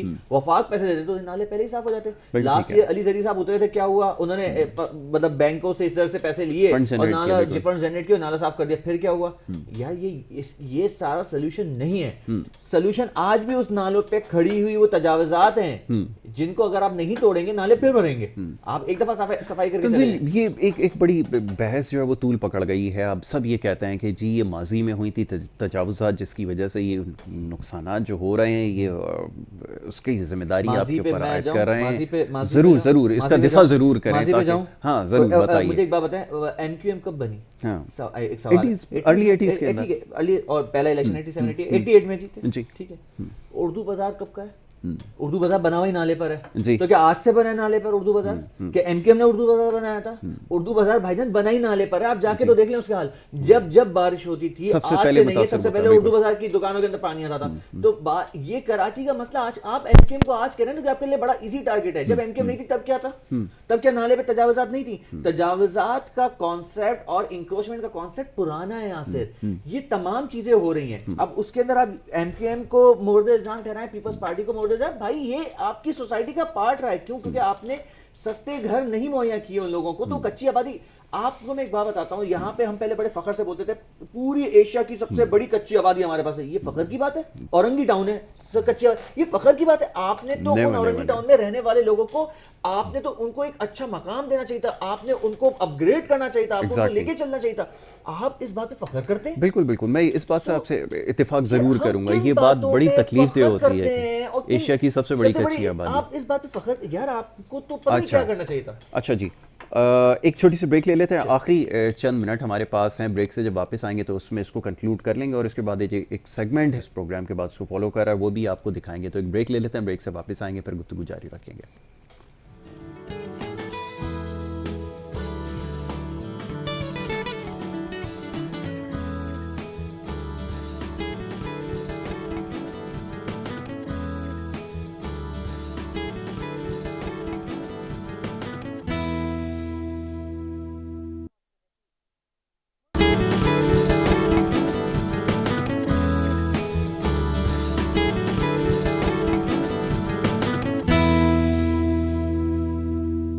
प्रोग्राम में आपको एक दफ़ा फिर खुश आमदेद कहेंगे। ब्रेक पे जाने से पहले जी गुफ्तगू जारी थी, कुछ बात हो रही थी मसाइल के हवाले से, बल्दियाती मसाइल, शहर कराची के मसाइल, चीज़ें कैसे बेहतर होंगी, कैसे हल किया जाएगा। महज एक दूसरे के ऊपर इल्ज़ाम लगाने से बात नहीं बनेगी, इसके बारे में सोचना होगा, बैठ के संजीदगी से इसका हल निकालना होगा। और जैसे अब तक की गुफ्तगू हुई है उसमें ये चीज़ सामने आई है कि अगर कोई एक अथॉरिटी इसको चलाएगी तो यकीनन फिर मसाइल हल हो सकेंगे। लेकिन ये जो खींचातानी का सिलसिला जारी है और जिस तरह का निज़ाम प्रिवेल कर रहा है यहाँ पर, उसको देखते हुए बड़ा मुश्किल है कि मसाइल हल हो सकें। सरमद अहमद सिद्दीकी साहब यहाँ पर मौजूद हैं, कन्वीनर सिंध APML के, उनसे भी हमारी बात हो रही थी इसी हवाले से। सरमद साहब ये फरमाइएगा कि जैसे बात हो रही थी अपनी प्रेजेंस की, मुशर्रफ साहब के हवाले से लोग जानना चाहते हैं कि उनकी सेहत के हवाले से इस वक्त क्या सूरत हाल है, क्या वो ख़ुद यहाँ पे आएंगे, फ़िज़िकली अपेयर होंगे। यकीनन उनसे लोग लगाव रखते हैं, उनसे मोहब्बत रखते हैं, चाहते हैं उनके लिए लोगों के दिलों में, लेकिन एक सियासी रहनुमा का लोगों में मौजूद होना, फिर अमली सियासत में हिस्सा लेना, और फिर अब शायद वो मुश्किलात होंगी जो माजी में नहीं थी, उन तमाम चीज़ों का सामना करना, और जो कि कर भी रहे हैं। तो ये तमाम चीज़ें क्या उसका सामना करेंगे मुस्तक़बिल करीब में? हम देखेंगे कि वो यहाँ पर मुतहर्रिक होंगे खुद। यासिर भाई, जैसे आपको पता है कि जो है वो 3 जंगें लड़ी हैं उन्होंने इस मुल्क के लिए, 42 साल अफवाज पाकिस्तान को अपनी खदमात दी हैं, तो वो एक दिलेर रहनुमा हैं, एक दिलेर लीडर हैं। और मैंने जब भी अपने कायदे मोहतरम से गुफ्तगू की है तो मैंने उनको हमेशा ही दिलेर पाया, और उसी तरह जैसे वो मुक्के लहरा कर जो है वो दुश्मनों को जो है वो अपनी मौजूदगी का एहसास दिलाते थे। तो वो मेरे कायदे मोहतरम अल्हम्दुलिल्लाह जो है वो उनकी तबीयत बेहतर हो जाए, ज़ाहिर उम्र का तकाजा है, वो थोड़े से अलील हैं, इस वजह से जो है वो नहीं आ सके। फिर आपने देखा 2013 में वो आए, उन्होंने बोला मेरा केस कंक्लूड करें, आपने उनके केसेस सख्तखाने में डाल दिए, उनको कंक्लूड नहीं किया। 2 साल वो यहाँ रहे, आपने उन पे पाबंदियां लगा दी। 2013 के इलेक्शन में हम लोग इसलिए बाइकआउट पर गए थे कि आपने उनको जो है वो रोक दिया था इलेक्शन लड़ने से, तो हम सब भी बाइकआउट पर चले गए। 2018 के इलेक्शन में जब उन्होंने फैसला कर लिया 72 घंटे में आने का, तो नवाज शरीफ साहब ने उनका पासपोर्ट और CNIC ब्लॉक कर दिया कि जी आप नहीं आ सकते, और नादरा से जो है वो भी ब्लॉक्ड है। उसके बाद जब उन्होंने आके इरादा किया तो इन्होंने ऐसी आनन फानन केस चला के जो है वो कौन सी सजाए मौत दे दी कि वो तो जो है वो यजीदियत भी उसके ऊपर जो है वो हिल जाएगी। कि बोल रहे हैं एक साबिक आर्मी चीफ पे कमांडो को कह रहे हैं कि लाश जो है वो 3 दिन लटके रहें दो डी चौक पे। तो बात ये है कि मतलब ये तो बुक्स था ना, तो वो साफ उस फैसले में बुक्स था। तो बहरहाल फिर आवाम निकली, कराची से खैबर तक आवाम निकली, और आवाम ने अवामी ताकत से जो है वो फिर अल्हम्दुलिल्लाह लाहौर हाई कोर्ट ने पूरा फैसला मनसूख किया। और उसमें लिखा हुआ है कि आर्टिकल 6 का मुकदमा नहीं था, ये जाती अनाद और बुक्स का मुकदमा था। आर्टिकल 6 की तो बड़ी शराइत है, कैबिनेट अप्रूवल है, बिल पास होना था उसके लिए, तो शरीफ बरादरान ने रातों रात आर्टिकल 6 जो है वो कर दिया। तो बाकी ये कि अब आप जो है वो दुआ करें, उनकी तबीयत जैसी बेहतर होगी तो पार्टी क़यादत से उन्होंने बिल्कुल पार्टी क़यादत को वाज़ेह हिदायत की है कि मैं अपने वतन में हूँगा। और ये जो उन्होंने अपने एक वीडियो बयान में भी बोला था कि जो पाकिस्तानियों की मोहब्बत है और आवाम की मोहब्बत है, यही मेरा कुल सरमाया है। ठीक है, आखिर में अब ये बताइए, बिजली की जो कंपनी है उसकी वजह से बड़े नाला हैं, जस्टिस साहब ने भी बड़ा सख्त उसके ऊपर नोटिस लिया है, बड़े सख्त इक़दाम लिए हैं। क्या आपको लगता है मसला तो हल हो जाना चाहिए, लेकिन आपके साथ भी बड़ी मसाइल रहे हैं। वो कहते हैं जी खंबे लगा देते हैं, ये KMC वाले खंबे जो हमारे हटा देते हैं, वो तारों का मसला है, एक खंबे के ऊपर जो है 600 कंपनी तारे डाल के चली गई है। तो ये मसला क्या हल हो सकता है? लोग कराची के ये जानना चाहेंगे, मसले का हल क्या है वैसे? मसले का हल देखें, 2 चीज़ें। अगेन चीफ जस्टिस साहब ने एक्शन लिया, मुझे बड़ी खुशी हुई, मगर ये एक्शन आपने ये कहा कि आज से 1 मिनट के लिए भी लाइट नहीं आएगी, उसी दिन जो है वो मेरे घर पे 4 घंटे के लिए लाइट चली गई थी। मैं अगेन फिर तो ये तौहीन अदालत भी हो गई कराची इलेक्ट्रिक के ऊपर। तो सोचा जाए तो फिर कराची इलेक्ट्रिक को सोचना चाहिए। मगर मुझे खुशी इस बात पर और होती कि अगर चीफ जस्टिस साहब ये एक्शन भी लेते कि भाई ये जो पर यूनिट आपने पैसे बढ़ाए, इसकी जरा कैलकुलेशन मुझे 7 डेज के अंदर अंदर आके जरा बता दें, समझा दें, बिल्कुल ठीक है, तो कितना अच्छा था कराची हाइट के लिए। तो आप कितने खुश हो जाते, मैं भी खुश हो जाता कराची हाइट। क्या चीफ जस्टिस साहब ने ये तो बात की, मेरे पर यूनिट आपने कैसे बढ़ा दी, कहाँ हालात, बिजली आ नहीं रही, ऊपर से भी आप पर यूनिट बढ़ा रहे हैं। मुझे ज्यादा खुशी तब इस बात पर होती कि जब चीफ जस्टिस साहब ये कहते कि कराची इलेक्ट्रिक जब ये प्राइवेटाइज हुई और आपने कहा था कि जी हम इसके सब्स्टिट्यूट अपनी जनरेशन पे काम करेंगे, कितना परसेंटेज आज तक काम कर दिया, इसकी रिपोर्ट 10 डेज में ले आए। मुझे बहुत खुशी होती बींगा कराची। मुझे ज्यादा खुशी तब होती जब चीफ जस्टिस साहब ये बात का ऐलान करते कि एक काम करो, कराची इलेक्ट्रिक की बहुत होगी मोनोपोली, इनके अलावा बाकियों को भी लाइसेंस दो, एनओसीज दें, और इसके बारे में आप मुझे 15 डेज के अंदर रिपोर्ट पेश कर दें। मुझे बींगा कराची आई ज्यादा खुशी होती। तो मुझे तो खुशी नहीं मिली सिवाय इस बात के कि जी चीफ जस्टिस साहब ने ये कह दिया कि आज से 1 मिनट के लिए भी लाइट नहीं आएगी, और वो तौहीन अदालत पे कराची इलेक्ट्रिक पे लग गई। तो क्या तौहीन अदालत का नोटिस कराची इलेक्ट्रिक ले, क्योंकि चीफ जस्टिस ने कहा था 1 मिनट के लिए भी लाइट कैसे गई? बिल्कुल ठीक है, सही। सो अगेन ये सवाल दोबारा चीफ जस्टिस साहब की कोर्ट में आता है और मैं रिक्वेस्ट ही करूंगा कराची चीफ जस्टिस साहब से कि कराची इलेक्ट्रिक के मामले को उठाएं। अब आ जाए जी जो पोल्स लगे हुए हैं और ये सब चीजें, देखिए पोल लगे हुए हैं, हम दोबारा ये बात बोलते हैं, पोल्स किसकी जमीन पे लगे, या तो केएमसी की जमीन है या डीएमसी की जमीन है, यानी कि कराची इलेक्ट्रिक चूंकि एक प्राइवेट इदारा है और कोई भी चीज जो कि रोड पे या फुटपाथ पे लगेगी उसकी मिल्कियत खुदादाद मुमलकत पाकिस्तान की है, जिसको गवर्न करने के लिए लोकल गवर्नमेंट बैठी हुई है। ठीक है, लोकल गवर्नमेंट का एक टैक्स होता है, वो टैक्स पे करे, आप सब कुछ हो जाएगा। ठीक है, आप ये एक बात बताएं, मैं दो बातें आप तमाम मेरे व्यूअर्स भी सुनेंगे जो हमें कहते हैं कि हम इलेक्ट्रिक की हम स्ट्रीट लाइट लगाते हैं, सब कुछ होता है। भाई उसका जो बिल है, यानी कि स्ट्रीट लाइट्स के जो आपके पीएमटी पे एक टोटल यूनिट्स बनते हैं और तमाम सार्फिन के जो टोटल यूनिट्स बनते हैं उसके दरमियान का जो गैप होता है, उसके यूनिट पे जितने पैसा आता है वो डिवाइड कर देते हैं उस इलाके के लोगों पे, पीएमटी का लोड पूरा हो सके।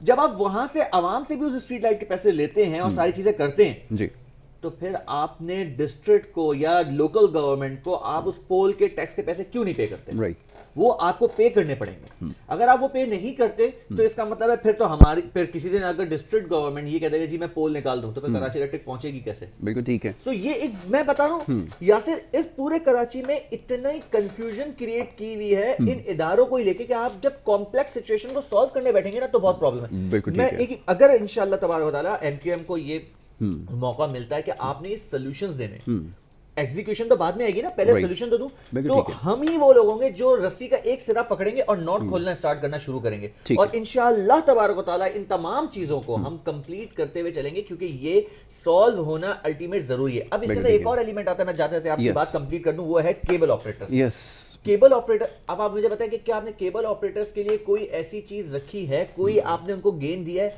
क्योंकि वो बेचारे आपके लिए आपके लिए इंफॉर्मेशन का काम करें, आपके लिए टेलीकम्युनिकेशन का काम सर्विस प्रोवाइडर है, सर्विस प्रोवाइडर है। आपने उनके लिए क्या दिया? या तो आप ये कहते हैं कि गवर्नमेंट कहती है जी हम आपको ये सब्सिडाइज रेट देते हैं, आप एक काम करें, हम आपको इतना टाइम दे रहे हैं, इन एरियाज में आपने इसको अंडरग्राउंड केबलिंग करनी है, ठीक है, आप उनको कहीं तो फैसिलिटेट करें। वो बेचारे क्या करेंगे? बिल्कुल, ना जमीन के नीचे ना जमीन के ऊपर ना आसमान के ऊपर, आप कहां लेके जाएंगे? ये पूरा तो जंगल बन चुका है। ठीक है सरमद साहब, thank you so very much, बहुत शुक्रिया कि आपने कीमती वक्त दिया, हमारे साथ प्रोग्राम में शरीक हुए। सरमद अहमद सिद्दीकी साहब, convener Sindh APML All Pakistan Muslim League, हमारे साथ इस गुफ्तगू में शामिल रहे। तंजील अब्दुल रऊफ साहब, MQM से आपका ताल्लुक है, हमारे साथ गुफ्तगू में शामिल रहे, मसाइल के हवाले से जानते भी हैं, निशानदेही भी की और मसाइल का हल भी इन्होंने तजवीज़ किया। ये सबसे ज़्यादा ज़रूरी है, मैं बार बार अपने प्रोग्राम्स में ये बात दोहराता हूँ कि मसाइल को समझना ज़रूरी है। हल कैसे होगा ये तो बाद में बात करेंगे, लेकिन जब तक मसाइल को समझा नहीं जाएगा तब तक वो मसाइल हल नहीं हो सकते। दोनों मौजूद मेहमानों का बहुत शुक्रिया एक दफ़ा फिर। और प्रोग्राम के दूसरे हिस्से की तरफ पढ़ेंगे, खुसूसी इंटरव्यू आपके लिए लेकर आए, ख़ासतौर पे जो आर्ट से ताल्लुक़ रखते हैं, आर्ट लवर्स हैं, उनके लिए बड़ा स्पेशल सेगमेंट है आपके लिए रिकॉर्ड किया है हमने, वो आपको दिखाएंगे और उसके बाद हम अपने इख्तिताम की जाने पड़ेंगे। दिखाइए जी। अस्सलाम वालेकुम। आज हमारा प्रोग्राम थोड़ा सा मुख्तलिफ है और वैसे तो मसाइल के हवाले से गुफ्तगू होती है, लेकिन आज का प्रोग्राम इस हवाले से थोड़ा सा मुख्तलिफ है क्योंकि आज बात होगी आर्ट के हवाले से। यकीनन पाकिस्तान में आर्ट की ना वो कद्र है ना वो समझ है जो पूरी दुनिया में है, और ये एक बड़ा अहम मसला है कि इसको कैसे प्रमोट किया जाए। पाकिस्तान में बहुत सारे ऐसे काम करने वाले लोग हैं, बहुत सारे ऐसे नाम हैं जिनसे अभी तक पूरे पाकिस्तान में, पूरी दुनिया में लोग नावाकिफ़ हैं। ऐसे लोगों को उजागर करने की ज़रूरत है, ख़ास तौर पे आर्ट के हवाले से। और ये आज का जो प्रोग्राम है ये ख़ास तौर पे आर्ट लवर जो हैं उनके लिए बड़ा ही स्पेशल प्रोग्राम है। पाकिस्तान में बहुत बड़े बड़े नाम रहे हैं जिनको लोग जानते हैं, पहचानते हैं, जिन्होंने पूरी दुनिया में अपनी पहचान बनाई, जिसमें गुलजी एक ऐसा नाम है जो किसी तारुफ का मोहताज नहीं है।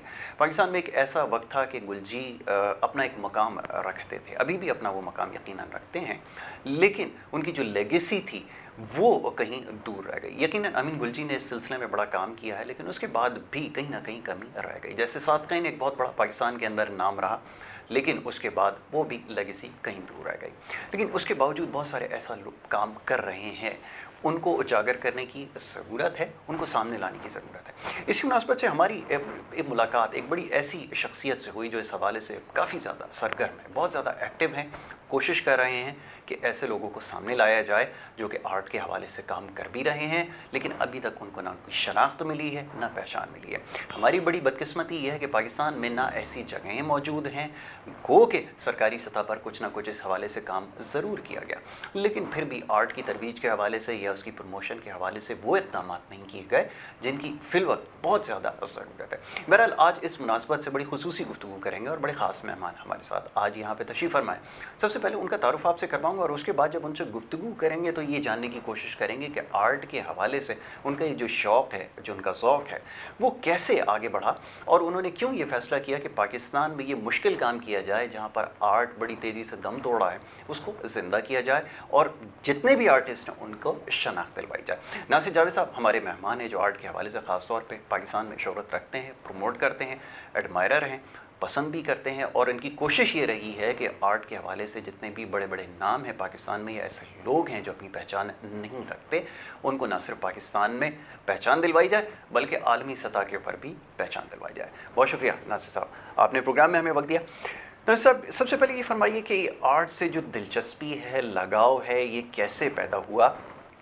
और आगाज़ में जो मैंने एक तमहीद बांधी है उसके अंदर मैंने तस्करा किया कि पाकिस्तान में बहुत बड़े बड़े नाम रहे जो आर्ट के हवाले से दुनिया में पहचाने गए, लेकिन उनकी लेगेसी बहुत दूर रह गई। क्या समझते हैं किसकी ज़िम्मेदारी है और आर्ट को उसकी शनाख्त पाकिस्तान में कैसे दिलवानी होगी? मैं जब बहुत अरसे से देख रहा हूँ कि जो आर्ट है हमारा, जब पूरी दुनिया में जो आर्ट है उसको कोई ना कोई तो सपोर्ट करता है। ऐसा ही कुछ मुल्क करते हैं, कुछ म्यूज़ियम करते हैं, कुछ कलेक्टर करते हैं, कुछ आर्टिस्ट का तो उसमें पेंटिंग बना के उसने आपको किसी तरीके दे दी। अब उसको जो हम लोगों ने, जो लोग ये आर्ट को पसंद करते हैं, जो आर्ट लवर हैं, वो पेंटिंग को पसंद करते हैं, अपने घरों में लगाते हैं, दोस्तों को गिफ्ट करते हैं। तो उससे फिर उसकी एक आर्ट, जो आर्टिस्ट बड़े होते हैं वो एक प्रमोटर की वजह से होते हैं कि प्रमोटर उनको हेल्प आउट करता है कि दोस्तों के घरों पे, फिर बहुत सारी जगहों पे जाता है। तो आर्ट हमारा आज का नहीं है, बिफोर जीसस टाइम से आर्ट चल रहा है। अगर आप मिस्र की जैसे बात हम लोग करते हैं तो मिस्र से आपको आर्ट की बहुत सारी चीज़ें, हमारे मुल्क में 5000 साल पुरानी चीज़ें आज भी हम ढूंढ रहे हैं, मौजूद है। तो ये कोई नई बात नहीं है। सिर्फ नई बात हमारे लिए ये है कि हम लोग किसी को बता नहीं पा रहे कि हमारा आर्ट क्या है। ये आर्ट को बताने की हमारे पास कमी है, तो उसकी अब मैं कोशिश कर रहा हूँ कि हम सब मिलकर, दोस्त जैसे आप मदद कर रहे हैं और लोग मदद कर रहे हैं, तो इसको जो आम लोग हैं, जो गरीब लोग हैं, उन तक बात ये पहुंचनी चाहिए। और सेकेंडली जो हमारे यंग आर्टिस्ट हैं, देखें उनको अगर पेंटिंग बनाते हैं तो वो डॉक्टर तो नहीं है ना कि वो कहीं हॉस्पिटल में जाके काम कर लेना, इंजीनियर है, वो एक आर्टिस्ट है। उसका आर्ट सिर्फ पेंटिंग के ऊपर, उसका बचपन से ही उसने जब पढ़ने पे गया तो उसको आर्ट के ऊपर दिलचस्पी थी, तो उसकी मदद हमें करनी है। उसको जॉब मिलेगी, उसकी पेंट करेगा, बिकेंगी। और मैं कोशिश करूँ कि पूरी दुनिया में इसको, अपने आर्ट को पूरी दुनिया में और अपने मुल्क में जो शहर में लोगों को अवेयरनेस कम है तो उसकी मैं कोशिश कर रहा हूँ कि आर्ट को दिखाया जाए। ठीक है। अच्छा, अब ये फरमाइए सबसे पहले कि कैसे ये शौक़ पैदा हुआ, कब ये समझा कि आर्ट को प्रमोट करने की ज़रूरत है, क्या वो हालात थे, कैसे ये दिलचस्पी पैदा हुई, और ये जो एग्जीबिशन वगैरह का सिलसिला है जिसकी वजह से एक आर्टिस्ट को पहचान मिलती है, इसका पहला इत्तेफाक कब हुआ? देखिए, मेरा एक्चुअल हुआ कि मैं जब अपने ऑफिस को रेनोवेट कर रहा था तो हमारे नेबर में हैं तसद्दुक सुहेल साहब जी। तो जब वो ऑफिस तो हमारा बहुत खूबसूरत हो गया अल्लाह की मेहरबानी से, लेकिन दीवारें एम्प्टी थी, तो उन्होंने बोला यार दीवारें तो आपकी कुछ खूबसूरती नहीं पेश कर रही, तो आप ये पेंटिंग अब मुझे, वो जिसे कहते हैं किसी को नशे पे लगाना, तो मुझे नशे पे लगा दिया गया कि आपकी एक पेंटिंग दीवार पे लगा लो। जब वो दीवार पे देखी तो मुझे अप्रिशिएशन दोस्तों से मिलने लगा, यार तो आपकी दीवार बड़ी खूबसूरत होगी, बहुत अच्छा हो गया, कलरफुल होगी। तो वहाँ से फिर मुझे दिलचस्पी पेंटिंग के ऊपर बढ़ना शुरू हो गई। फिर मुझे 2008 में एक अमेरिकन कॉन्सुलेट में एक शो हुआ हमारा आर्ट का पहला, वहाँ पर भी फिर हमें बहुत ही सराहा गया कि आपकी पेंटिंग के ऊपर बहुत ही खूबसूरती है। फिर जब मैं आहिस्ता आहिस्ता कुछ अर्सा मैं जब यहाँ देखता रहा पाकिस्तान में, हमारे जब भी मैं किस लाहौर गया, इस्लामाबाद गया या कराची में, मैंने देखा तो जो गैलरीज में नुमाइश हो रही थी वो एक लिमिटेड स्पेस में हो रही थी। तो मुझे जैसे बहुत सारी दफ़ा देखा मैंने क्लिफ्टन में हमारे वो दीवारों को उन्होंने कलर किया है, लेकिन फिर हमने ख़राब कर दिया खुद ही अपने हाथों से। तो इस तरह पर थोड़ी मैं दिलचस्पी मिली, हमारे काम नहीं हो रहा। इसी तरह फिर अगेन मैं फिर इंटरनेशनल ट्रैवल करने लगा, तो गली गली में लोग पेंट कर रहे हैं, आर्टिस्ट, स्ट्रीट आर्टिस्ट जब वो पेंट कर रहा है, इटली में जाए, फ्लोरेंस वगैरह में, तो वो एक जो स्ट्रीट आर्टिस्ट है वो पेंटिंग करके आपको टूरिज्म को दे रहा है और वो खूबसूरती वहाँ नज़र आ रही है। मैं भी वहाँ से पेंटिंग कुछ लेके आ गया, मैंने भी अपने ऑफिस में लगा दी और अच्छी लगने लगी। लेकिन जब मैंने देखा हमारा आर्ट कहीं प्रमोट नहीं हो रहा, ना इंटरनेशनली ना पाकिस्तान में। जो भी कोई बिजनेस कर रहा है तो वो कर रहा है अपने हिसाब से, लेकिन वो लोगों को आर्ट बता नहीं रहा कि हमारा आर्ट को हम सबको ख़रीदना चाहिए। बिल्कुल ठीक है। ये एक जिसे कहते हैं ना, एक किसी चीज़ की एक मलकियत बन चुकी कुछ लोगों की, तो वो कुछ को तो फ़ायदा हो रहा है, सब लोग को नहीं फ़ायदा हो रहा है। बहुत खूब। आपके कहने का मकसद ये कि महदूद नहीं होना चाहिए, लामहदूद होना चाहिए और इसमें सबको अपना हिस्सा डालना चाहिए और इसको पूरी मुल्क की सतह पर हर घर तक जो है उसको पहुंचना चाहिए, सबसे ज़्यादा ज़रूरी है। देखें, कभी भी जो आर्टिस्ट है, आर्टिस्ट कभी वो किसी के लिए नहीं, वो पूरी दुनिया के लिए पेंटिंग जाती सही है। है, किसी आर्टिस्ट की, अब जैसे आपने गुलजी का नाम लिया, तो गुलजी खाली पाकिस्तान में नहीं है, सऊदी ने उनको पिक किया। सऊदी के अंदर गुलजी की कितनी सारी उन लोगों ने स्पेशल अपनी उसके लिए सऊदी ने उनसे मेटल की और बनवाई। तो वो क्यों, वो अब वो क्या, वो आर्टिस्ट क्या हमारे, वो पूरी दुनिया का आर्टिस्ट है। ठीक है। और इंडिया के बहुत सारे आर्टिस्ट हैं वो हमारे मुल्क में हैं। इसी तरह हमारे मुल्क के जो आर्टिस्ट हैं वो पूरी दुनिया में हैं। तो आर्टिस्ट वो किसी की मलकियत नहीं है, वो सबके लिए आर्ट की एक हर अपनी लैंग्वेज है। आपको अरबी में पढ़ना है तो अरबी में, उर्दू में पढ़ना है उर्दू में पढ़े, तो पंजाबी में पढ़ना है तो उसकी पंजाबी, हर लैंग्वेज ये बोलेगी। आपको कौन सी लैंग्वेज के अंदर आपको ढूंढनी है, तो हर लैंग्वेज आर्ट के अंदर बोलनी, सिर्फ आपको पढ़ने की ज़रूरत है, कौन से तरीके से आप पढ़ना चाहते हैं इसको। तो इसलिए आर्ट के कोई शरत नहीं है मेरी नज़र में। आर्ट ही आपको एक दुनिया में, जब आप इंडिया में अगर हमारी पेंटिंग लगी है तो वो कहा जाता है पाकिस्तानी आर्टिस्ट है, वो उसको कुछ कहा नहीं और नहीं जाता, उसको एक आर्ट का नाम दिया जाता है कि ये वहाँ का आर्टिस्ट है। अगर कोई मिस्र का आर्टिस्ट है तो उसे मिस्र का आर्टिस्ट कहा जाता है। तो हर आर्टिस्ट की अपनी अपनी एक पहचान है, वो पेंटिंग के थ्रू हमारे मुल्क का नाम होता है। बिल्कुल ठीक है। ये जिस जगह हम इस वक्त मौजूद हैं, वैसे तो ये नासिर जावेद साहब का ये ऑफिस है, लेकिन ये ऑफिस कम मैं इसको एक गैलरी का नाम दूंगा, क्योंकि इसमें जिस तरह की पोर्ट्रेट्स मेरी चारों तरफ हैं, अभी आपको दिखा भी रहे हैं और ये जो साथ साथ हमारे विजुअल चल रहे हैं इसमें आप देख भी रहे हैं कि तमाम पेंटिंग जो हैं वो बड़ी खूबसूरती से सजाई गई हैं। ये भी एक बहुत बड़ा काम है। ये कैसे इसको डेकोरेट किया गया, ये आइडिया किसका था कि कौन सी पेंटिंग किस जगह होना चाहिए, क्योंकि ये भी बहुत कम जगह मैंने देखा है कि पाकिस्तान में बहुत सारी जगहों पर पेंटिंग्स तो हैं, लेकिन कौन सी पेंटिंग के लिए कौन सी सही जगह होनी चाहिए, ये भी एक बहुत बड़ा काम है। देखिए, बेसिकली जो मेरा प्लान था कि कोई भी पेंटिंग हमारी दीवार पे लगी हुई हो और कोई भी इंसान है और जब भी आए वो आर्ट को देखे, किसी को ऐतें पसंद है तो ऐतें लगी हुई हैं, किसी को लैंडस्केप पसंद है तो लैंडस्केप लगा हुआ है, हर तरह का काम है, किसी को भी है यहाँ पर, किसी को सीस्केप पसंद है, हमारे चित्रा साहब का वो देखें वो लगा हुआ है। तो हर पेंटिंग किसी न किसी के बारे में मैसेज देती है। जैसे हमारे ये साथ में इकबाल हुसैन साहब लगे हुए हैं, तो ये एक डिफरेंट कल्चर का एक डिफरेंट मैसेज कन्वे कर रही है। सामने हमारे देखें ये बुखारी साहब हैं, मैं इसी तरफ आ रहा था कि हाँ, यहाँ तो से इनकी देखिए ना, अगर इनकी पेंटिंग देखिए तो ये एक गुलजी के शागिर्द थे अपना बुखारी साहब, तो ये उनको एक ट्रिब्यूट दे रहे हैं पेंटिंग का, तो उनकी तरह एक पेंटिंग उन्होंने खूबसूरती से कलर भर के अपनी एक हमारे वॉल के लिए एक पेंटिंग बना के दी है। तो हर पेंटिंग कहीं ना कहीं अपना कुछ बोले, तो हमने ये पब्लिक के लिए है। कोई भी आके, जैसे हमारे यहाँ नेचुरली म्यूज़ियम जो है वो फ़र्क है, तो एक स्पेस हमने दी है कि कोई भी आके इसको शौक़ से आर्ट को देखे और आर्ट को समझे कि पेंटिंग क्या क्या ज़ुबान बोल रही है, क्या क्या उसके मैसेज है। तो ये हमारा ओपन है सबके लिए। ठीक है, सबके लिए ओपन है। आर्ट लवर्स के लिए बड़ी स्पेशल जगह है। तसद्दुक़ सुहेल की बात हो रही थी, कैसे डिस्कवर किया, और ये जो काम अभी मैं देख रहा हूँ तसद्दुक़ सुहेल का है, इसको आपने इंटरनेशनल भी रिकग्निशन जो है वो दिलवाई है, कैसे डिस्कवरी हुई और कैसे आगे लेकर गए?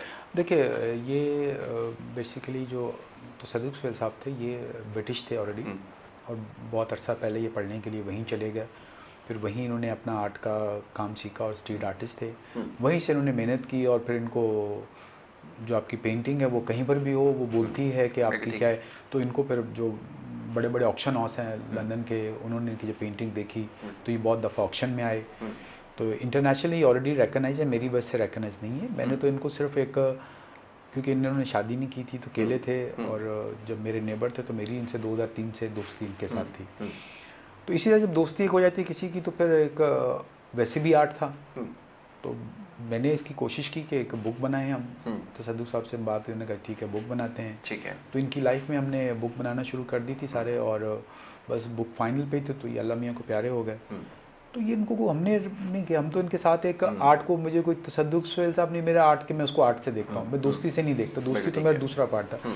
तो ये बेसिकली ये हमारे मुल्क का आर्ट है, इंटरनेशनल फेमस ऑलरेडी, जैसे आपने गुलजी का नाम लिया, जमील नक्श साहब है, तो ये उन्हीं के साथ के दुनिया में इंटरनेशनल आर्टिस्ट हैं, उनकी एक अपनी पहचान है, हमारे को पहचान को देने की जरूरत नहीं पड़ी। बिल्कुल ठीक है, वो अपना मकाम रखते हैं और पहचाने जाते हैं। ये पेंटिंग का जिसका भी एक रेफरेंस मैं यहाँ पर एक देख भी रहा था कि जिसके अंदर आपने एक अखबार के अंदर आप एक इसको पूरी कवरेज दी गई है, उनकी एक पेंटिंग है जो यहाँ पर इस वक्त मौजूद भी है।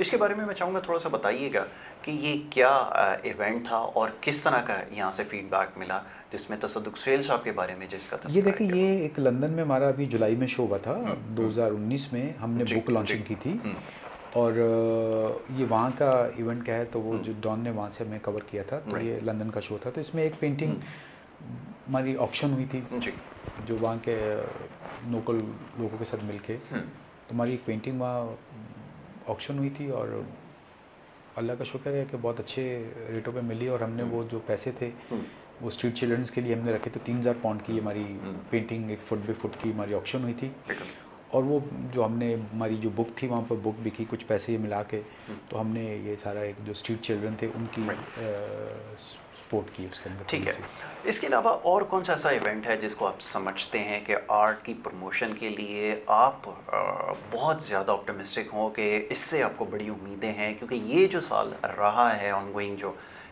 साल 2020 का जो है, इसमें ऑलरेडी बड़ी मुश्किलात हैं, बहुत सारे इवेंट्स जो हैं वो नहीं हो सके। क्या इरादा रखते हैं, कौन सा इवेंट है जिसको फोर्सी कर रहे हैं कि उसको बहुत ज़्यादा आप लगाव रखते हैं उसके साथ, ये आप समझते हैं कि उसके आने के बाद आर्ट और ज़्यादा प्रमोट होता है?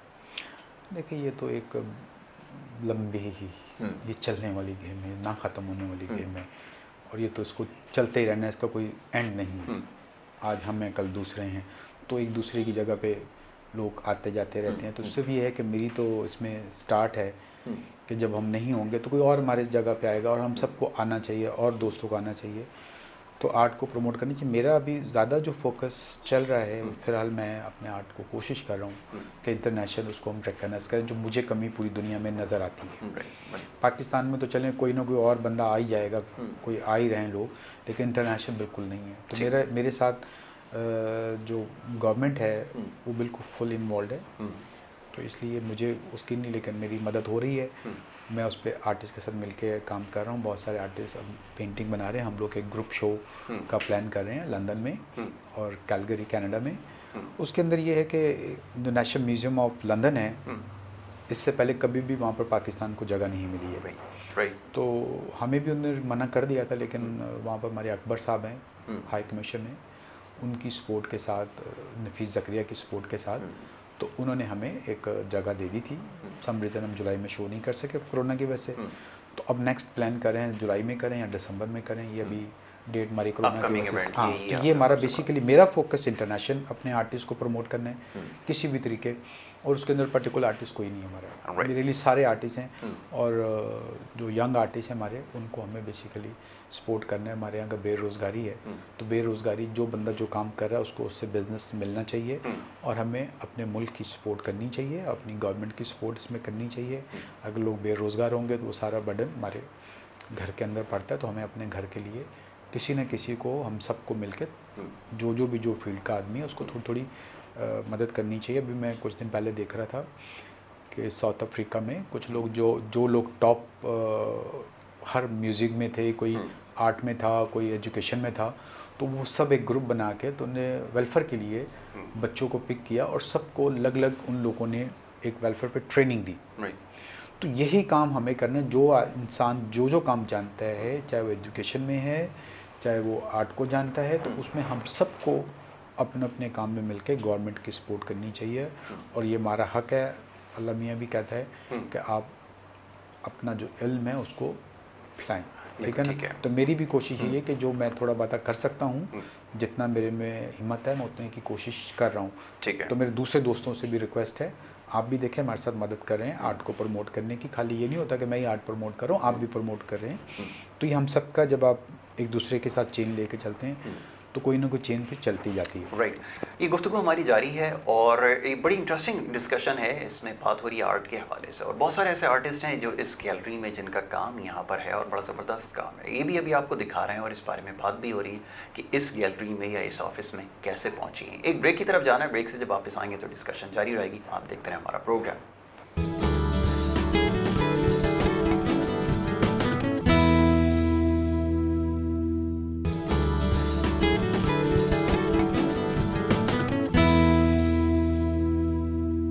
Welcome back once again. Break पे जाने से पहले हमारी गुफ्तगू जारी थी और ये बड़ी इंटरेस्टिंग डिस्कशन है और आज बात हो रही है ख़ास तौर पे आर्ट के हवाले से। आर्ट लवर्स के लिए ये बड़ा स्पेशल प्रोग्राम है और बहुत सारा ज़बरदस्त काम यहाँ पे मौजूद है इस गैलरी में, वो हम दिखा रहे थे आपको। और नासिर जावेद साहब यहाँ पर मेरे साथ तशरीफ़ फरमा है और उनसे हम बात कर रहे थे कुछ इस पेंटिंग के हवाले से।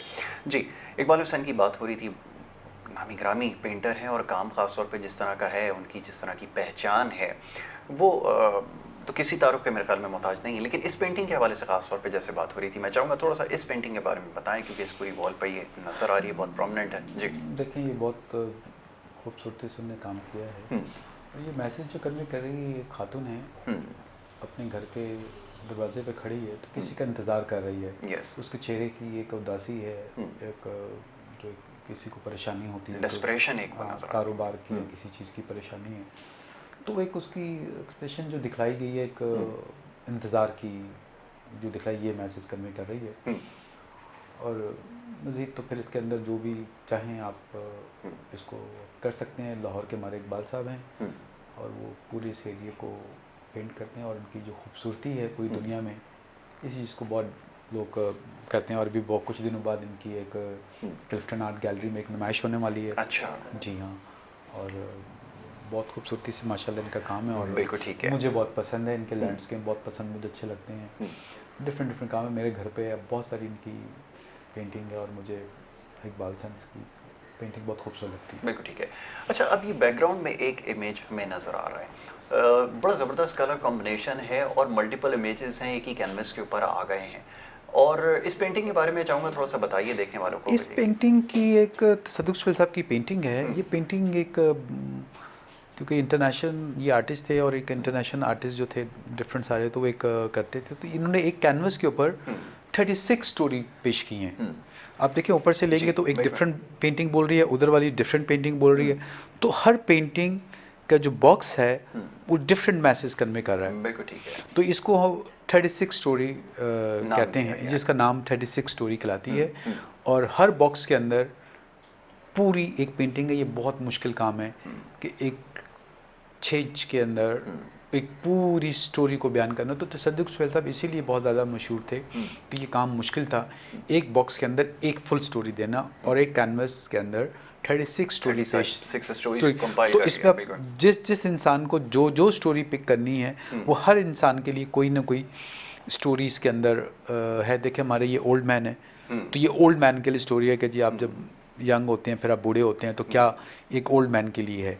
तो बहुत सारी फिर कुछ बहुत सारी चीज़ें रिफ्लेक्ट भी हो रही हैं। एक ट्राइब की भी एक वो स्टोरी है और फिर वुमेन के हवाले से इसमें है कि वहाँ पे कल्चर क्या हुआ करता था, उसकी रिफ्लेक्शन भी इस पेंटिंग से आ रही है। ये बेसिकली इसको जंगल से ज़्यादा जो ये वुमन का है, ये एक आज़ादी का उन्होंने दिया है कि एक जो जंगल में जानवर होते हैं या कुछ होते हैं तो वो आज़ाद होते हैं। जैसे देखें वो पानी के अंदर एक स्टोरी में नज़र आ रहे हैं, तो वो एक बेगम हो के एक आज़ादी है उनको कि कोई मसलन कोई पास है नहीं, तो आप जैसे शावर लेते हैं या आप पूल में जाते हैं तो एक फ्री माइंड से, तो एक आज़ादी होती है, कोई आसपास माहौल नहीं होता।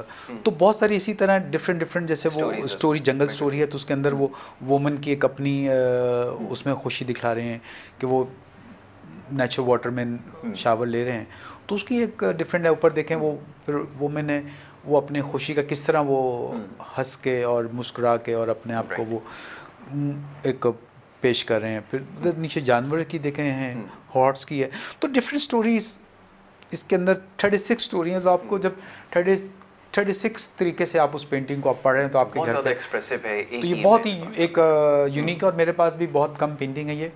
और ये तसद्दुक़ सुहेल ने पेंटिंग बहुत कम बनाई थी और जिनके पास है वो लकी हैं, तसद्दुक़ साहब की पेंटिंग उनके पास अच्छा, है। इसमें बहुत सारा कैलीग्राफिक आर्ट भी नज़र आ रहा है, जैसे स्टार्ट में हमने जो पेंटिंग देखी थी उसके अंदर वो चीज़ हमें रिफ्लेक्ट हो रही थी, और यहाँ पर मैंने देखा है बड़ा अच्छे कैलीग्राफिक आर्ट। देखिए ये हमारे हैं चित्रा प्रीतम साहब हैं, हम्म, जो अब उनकी आप लिखने का और उनकी जो पेंट करने का स्टाइल देखिए आप, कलर का कॉम्बिनेशन उसने कैसे किया है, क्या उसके अंदर ये उनकी कम से कम 4-5 महीने में एक कैलीग्राफी छोटी वाली ये पेंटिंग बनी होगी। अब दिखने में तो ऐसे ही लग रहा है कि आपके सामने एक पेंटिंग लगी हुई है, लेकिन वो एक दिन की स्टोरी नहीं है, ये महीनों की स्टोरी है। उसकी एक एक चीज़ को लिखना, उसको डिज़ाइन करना, उसको कैसे आपने पेश करना है, उसके अंदर फिर कलर्स का बड़ा कॉम्बिनेशन देखना, कैसे उसका बेस लगेगा।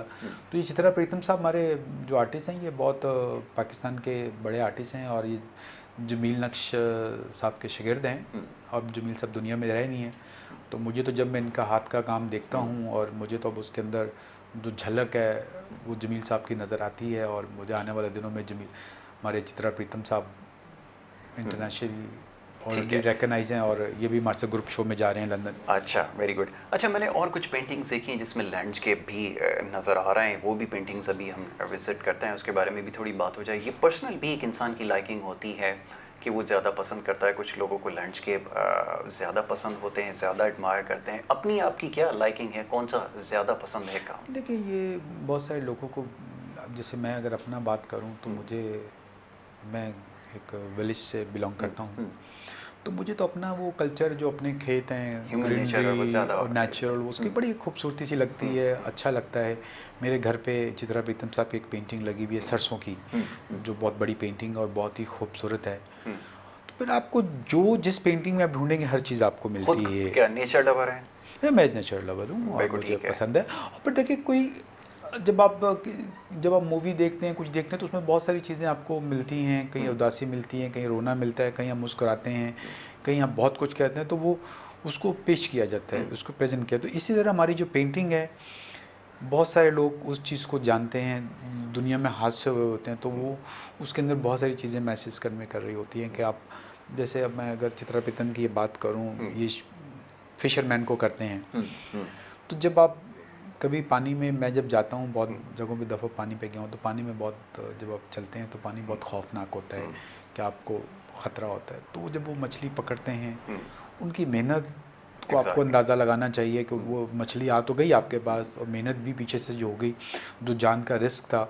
तो वो जब आप इसको जब प्रेजेंट करते हैं, तो ये आपको एक अपने से जो काम कर रहे हैं फिशरमैन, तो उसको आपको याद रखना है कि फिशरमैन देखें किस तरह मेहनत करता है हमारे लिए, हमारे घर पे। पेंटिंग में नज़र आती है, और ये नज़र आता है कि ये एक आर्टिस्ट ही देख सकता है, वो ये समझ सकता है। और ये पेंटिंग जो होती है बेसिकली ये वो मैसेज दे रही होती है। जैसे कि राइटर एक कंटेंट लिखता है, जब कोई कॉलम लिखता है, कोई आर्टिकल लिखता है, तो उसमें वो तमाम चीज़ें लफ्ज़ों के ज़रिए बयान करता है।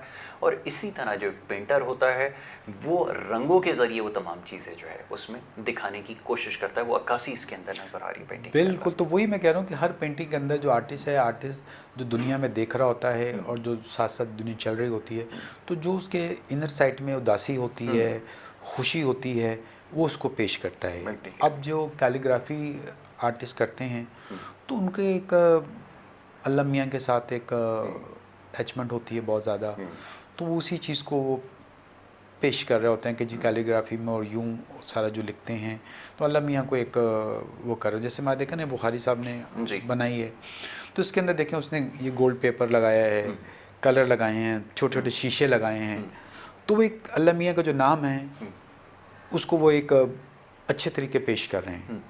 तो ये इसको मुझे देख के बड़ा सुकून मिलता है। कलर उसमें मल्टी कलर हैं, बहुत खूबसूरती लगती है मुझे। तो इस तरह फिर हमारे वो देखें ना, मशकूर साहब हैं, अब उनके आप कलर देखें एब्स्ट्रैक्ट, और उसके अंदर जो कलर की खूबसूरती है, और क्या उन्होंने अब उस रंगत को और उसकी पूरी वॉल को मारी, उसने वो कलर से भर दी है, खूबसूरत लगती है मुझे पेंटिंग वाली। तो बहुत सारी जगह जब आपकी वॉल पे चीज़ लगी हुई होती है, चाहे वो कुछ भी हो, चाहे वाइट कलर वैसे भी हो, तो आपकी वॉल खूबसूरत लगती है। तो ये कलरों की बड़ी एक रंगत है।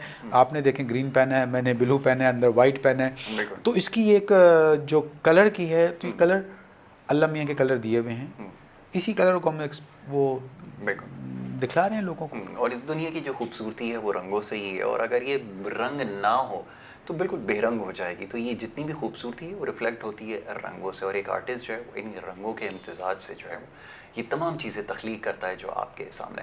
इस गैलरी में और बहुत सारे आर्टिस्ट के मैंने काम देखे हैं, बड़ी ज़बरदस्त पेंटिंग्स यहाँ पर नज़र आ रही हैं। अपनी कौन सी फेवरेट है जिसको आप समझते हैं कि आपकी सबसे ज़्यादा पसंदीदा पेंटिंग है? देखिए, बात क्या है कि मुझे तो अपने किसी किस्म की भी पेंटिंग हो, मुझे आर्ट से प्यार है। मेरे लिए पर्टिकुलर ये नहीं है कि वो अच्छी है, ये बुरी है, मेरे लिए सारी अच्छी है, मुझे सब अच्छी लगती है, सब में कलर है और सब आर्टिस्ट ने अपनी मेहनत की भी है। ठीक है। और हमें जो आर्टिस्ट की मेहनत है उसको सराहना चाहिए। और कोई भी बंदा कोई भी काम करता है, जैसे आपके साथ कैमरामैन है तो उसका अपना एक पार्ट है, यस। तो उसकी मेहनत को कैसे आप उसके बिना आप अधूरे हैं ना। ठीक ठीक। तो हर आर्टिस्ट की पेंटिंग कोई ना कोई मैसेज करें, तो मुझे सब पेंटिंग पसंद है। और कंपैरिजन किसी का नहीं हो सकता, कहने का हाँ, मतलब मुझे ये मैं है उसको कि किसी किसी को से कंपेयर नहीं कर मैं सकते। उसके तो बारे यानी में नहीं आप कह रेट नहीं सकता। कर पाते कि इसमें सबसे ज़्यादा चीज़ आपके लिए सारी मुझे equally सभी equal, मैंने सारी मैंने आपको पहले बिल्कुल कहा ना, ठीक है। मैं विलेज से हूँ, हम्म, तो मुझे जो जब मैं घर पे अपने जाता हूँ तो मुझे वो एक ग्रीनरी बड़ी खूबसूरत सी लगती है। जब मैं गांव जाता हूँ तो गांव में भी जब आप खेत देखते हैं तो बड़े खूबसूरत से लगते हैं। बिल्कुल ठीक है, तो ज़्यादा अपील तो करती है। उसकी जो हर टाइम की अगर आप मूवीज़ भी देखें बहुत सारी, तो उन्होंने सरसों को, साग को बहुत लिया हुआ है, सूरजमुखी को बहुत लिया हुआ है। अच्छा, फिर वो आपको मैसेज कन्वे कर रही है, और ये मैसेज मैं नहीं कन्वे कर रही, Yes. कुदरत की तरफ से। जैसे सूरजमुखी है तो येलो एक आपको ताकत सूरज की तरह एक पेश कर रहा है। देता है, बिल्कुल ठीक है। तो ये सब, अब जैसे हम कलर की आप बात अभी कर रहे थे, आपने तोते कितने रंग के देखे? मैं तो बहुत सारे रंगों में देखे हैं, सब्ज में भी तो वो देखा कहाँ से है, आए? नीले भी। क्या मैंने बिल्कुल, बनाया ये या किसी आर्टिस्ट ने बनाया? वो तो सबसे बड़ा कुदरत जो ने, तख्लीक करने वाला है उसने कुदरत बनाया ने। है, बिल्कुल। तो कुदरत ने आपको कलर्स ऑलरेडी बयान किए हैं और उस कलर्स को हम कॉपी कर रहे हैं। बहुत अच्छी बात है। अभी बताइए कि जो नए आर्टिस्ट हैं उनके लिए क्या मैसेज है, जो काम कर रहे हैं, प्रमोशन चाहते हैं, किस तरह रब्ता कर सकते हैं, या उनको सामने लाने के लिए क्या किया जा सकता है? देखिए, हमारे पास काफ़ी यंग आर्टिस्ट हैं जिनके साथ मैं मिलके कर रहा हूँ, जैसे सलमान फारूकी हैं और बहुत सारे आर्टिस्ट हैं जिनके साथ हम मिलके काम कर रहे हैं। और उसको मज़ीद हम कोशिश कर रहे हैं कि वो आर्ट हम दिखलाया जाए लोगों को, और लोगों के घरों पे पेंटिंग जानी चाहिए। और ये आर्टिस्ट नेचुरली अभी यंग निकल रहे हैं, तो उनको हम उनकी नुमाइश करके थ्रू ही उनको दिखला सकते हैं कि जो भी मैं पाकिस्तान में बहुत जल्दी एक प्लान कर रहा हूँ, तो उसमें सारे यंग आर्टिस्ट ही आएंगे हमारे। तो यंग आर्टिस्ट को तो हम दिखलाने की कोशिश करेंगे। जब देखेंगे नहीं या लोगों को पता नहीं चलेगा आर्टिस्ट को, तो कैसे आप के लोगों के घरों पे पेंटिंग ठीक है, जाएगी? तो उसके प्रमोशन ज़रूरी है, और सबसे ज़्यादा ज़रूरी जो है एलिमेंट वो ये है कि उनको एक सही डिस्प्ले हो, एक्सपोजर सही तरह से हो। हुकूमत की कितनी कंट्रीब्यूशन होती है? जैसे हम अब देखते हैं ऑफशोर तो हमें नज़र आती हैं, बड़ी बड़ी आर्ट गैलरीज नज़र आती हैं, गवर्नमेंट की बड़ी उसके अंदर कंट्रीब्यूशन होती है, उसको गवर्नमेंट की सतह के ऊपर प्रमोट किया जाता है। पाकिस्तान में अब तक क्या फीडबैक दिया गवर्नमेंट ने, अगर उनसे अगर बात हुई? देखिए, मैं अगर गवर्नमेंट की बात करूं, मुझे गवर्नमेंट से कोई प्रॉब्लम नहीं है। गवर्नमेंट मेरे साथ जब भी मैंने कोई काम बोला, जैसे मैंने उनको नेशनल म्यूज़ियम में मुझे उन्होंने मेरे साथ मिलके मैंने एक शो किया 300 पेंटिंग्स का, जो पूरे पाकिस्तान में हमने उनको दिखलाई, लोगों से, दुनिया से लोग आए उस पेंटिंग को देखा। फिर उन्होंने मुझे, गवर्नमेंट ने आर्ट के ऊपर एक अवार्ड दिया, मुझे एक तसद्दुक़ स्वेल गैलरी दी नेशनल म्यूज़ियम पाकिस्तान में, जो इससे पहले किसी आर्टिस्ट की नहीं है।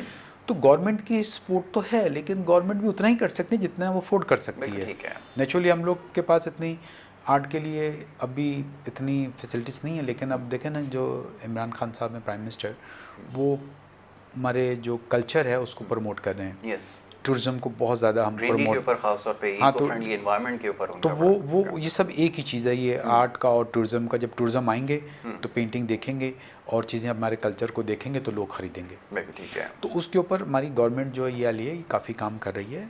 सिंध गवर्नमेंट ने मेरे साथ बहुत मदद की है मेरी, और इस्लामाबाद भी सब कह रहे हैं, तो वो आर्ट को प्रमोट हो रहा है। हमारे जो ये टूरिज्म और आर्ट है इसमें प्रमोट हो रहा है। लेकिन आप ये भी तो बात सोचें कि एक आदमी कमाने वाला 100 खाने वाले, तो बहुत मुश्किल है थोड़ा सा। हम सबको काम करना है, बिल्कुल। खाली मुल्क के लिए नहीं हो सकता। मैसेज देना चाहेंगे जो आर्टिस्ट हैं उनको, और उनके लिए जैसा भी आपने बताया कि आप कोशिश कर रहे हैं कि आर्ट को प्रमोट किया जाए, मैसेज उनके लिए क्या है जो काम कर रहे हैं, डेडिकेशन से कर रहे हैं, लेकिन क्योंकि इस वक्त जो सर्कमस्टांसेस हैं, जिस तरह का इस वक्त इकनॉमिक एनवायरनमेंट है, चैलेंजेस बहुत ज़्यादा टफ हो गए हैं, बहुत सारे लोगों ने काम क्विट किया है, उनके लिए क्या मैसेज है? मैं मैसेज ये देना चाहता हूँ कि अगर हम पुराने 200 300 300 साल पुराने आर्टिस्ट देखें, वो पैसे के पीछे नहीं भागते थे, वो अपने आर्ट के पीछे भागते थे। तो मेरे आर्टिस्ट के साथ ये रिक्वेस्ट है कि हमें जो काम करना चाहिए दिल से काम करना चाहिए, जो आपको याद रखा जाए दुनिया में। जैसे साथ कहने या उस्ताद अल्लाह बख्श थे या और आर्टिस्ट थे हमारे, और दुनिया में आर्टिस्ट थे, तो उन्होंने आर्ट के ऊपर तवज्जो दी थी। ठीक है। और थोड़ा सा आर्ट के ऊपर हमें तवज्जो देनी चाहिए, ऑनेस्टली काम करना चाहिए। पैसे सबको चाहिए, लेकिन साथ साथ काम भी अच्छा है। दिल से जो आपकी पेंटिंग जहाँ भी निकलेगी वो आपका नाम होता है, किसी प्रमोटर का नाम नहीं होता, वो आर्टिस्ट का नाम होता है कि ये इस आर्टिस्ट की पेंटिंग है। तो आर्टिस्ट को मेहनत करनी चाहिए, और मैं उसके कोशिश कर रहा हूँ, किसी आर्टिस्ट को किसी चीज़ की ज़रूरत है तो मैं उनके साथ हूँ, मदद करने के लिए तैयार हूँ। मैं उनसे पेंटिंग भी खरीद लूँगा और उनकी मदद मैं कोशिश करता हूँ। मैं और भी आर्टिस्ट की मैं अपने हिसाब से देखें, मैं तसद्दुक़ शुल साहब का कोई साथ नहीं था, तो पेंटिंग के अलावा भी मेरी उनसे दोस्ती, तो मैं आखिरी दम तक उनके साथ था। मैंने उनकी बाद में बुक लॉन्चिंग की है। अभी मैं चित्रा प्रीतम की बुक की कोशिश कर रहा हूँ, माजरी हुसैन साहिबा लिख रही हैं उसको। तो इस तरह मैं आर्टिस्ट के साथ काम कर रहा हूँ। तो आर्टिस्ट को भी ऑनेस्ट होना पड़ेगा, मेहनत करेंगे तो आगे आप जाएंगे। ठीक है। नासिर जावेद साहब, thank you so very much, बहुत शुक्रिया कि आपने अपना वक्त दिया हमारे साथ और आज हमारे साथ इस खुसूसी प्रोग्राम में शरीक हुए। ये आज का हमारा प्रोग्राम था। आज हमने कोशिश ये की कि बात करें आर्ट के हवाले से, नेचर के हवाले से बात हो और इसकी प्रमोशन के हवाले से ख़ास तौर पे बात हो। प्रोग्राम के आगाज़ में जैसे मैंने तस्करा किया था कि ये बहुत ज़रूरी है कि पाकिस्तान में आर्ट को और आर्टिस्ट को इसकी पहचान दिलाई जाए, इसी हवाले से प्रोग्राम भी था।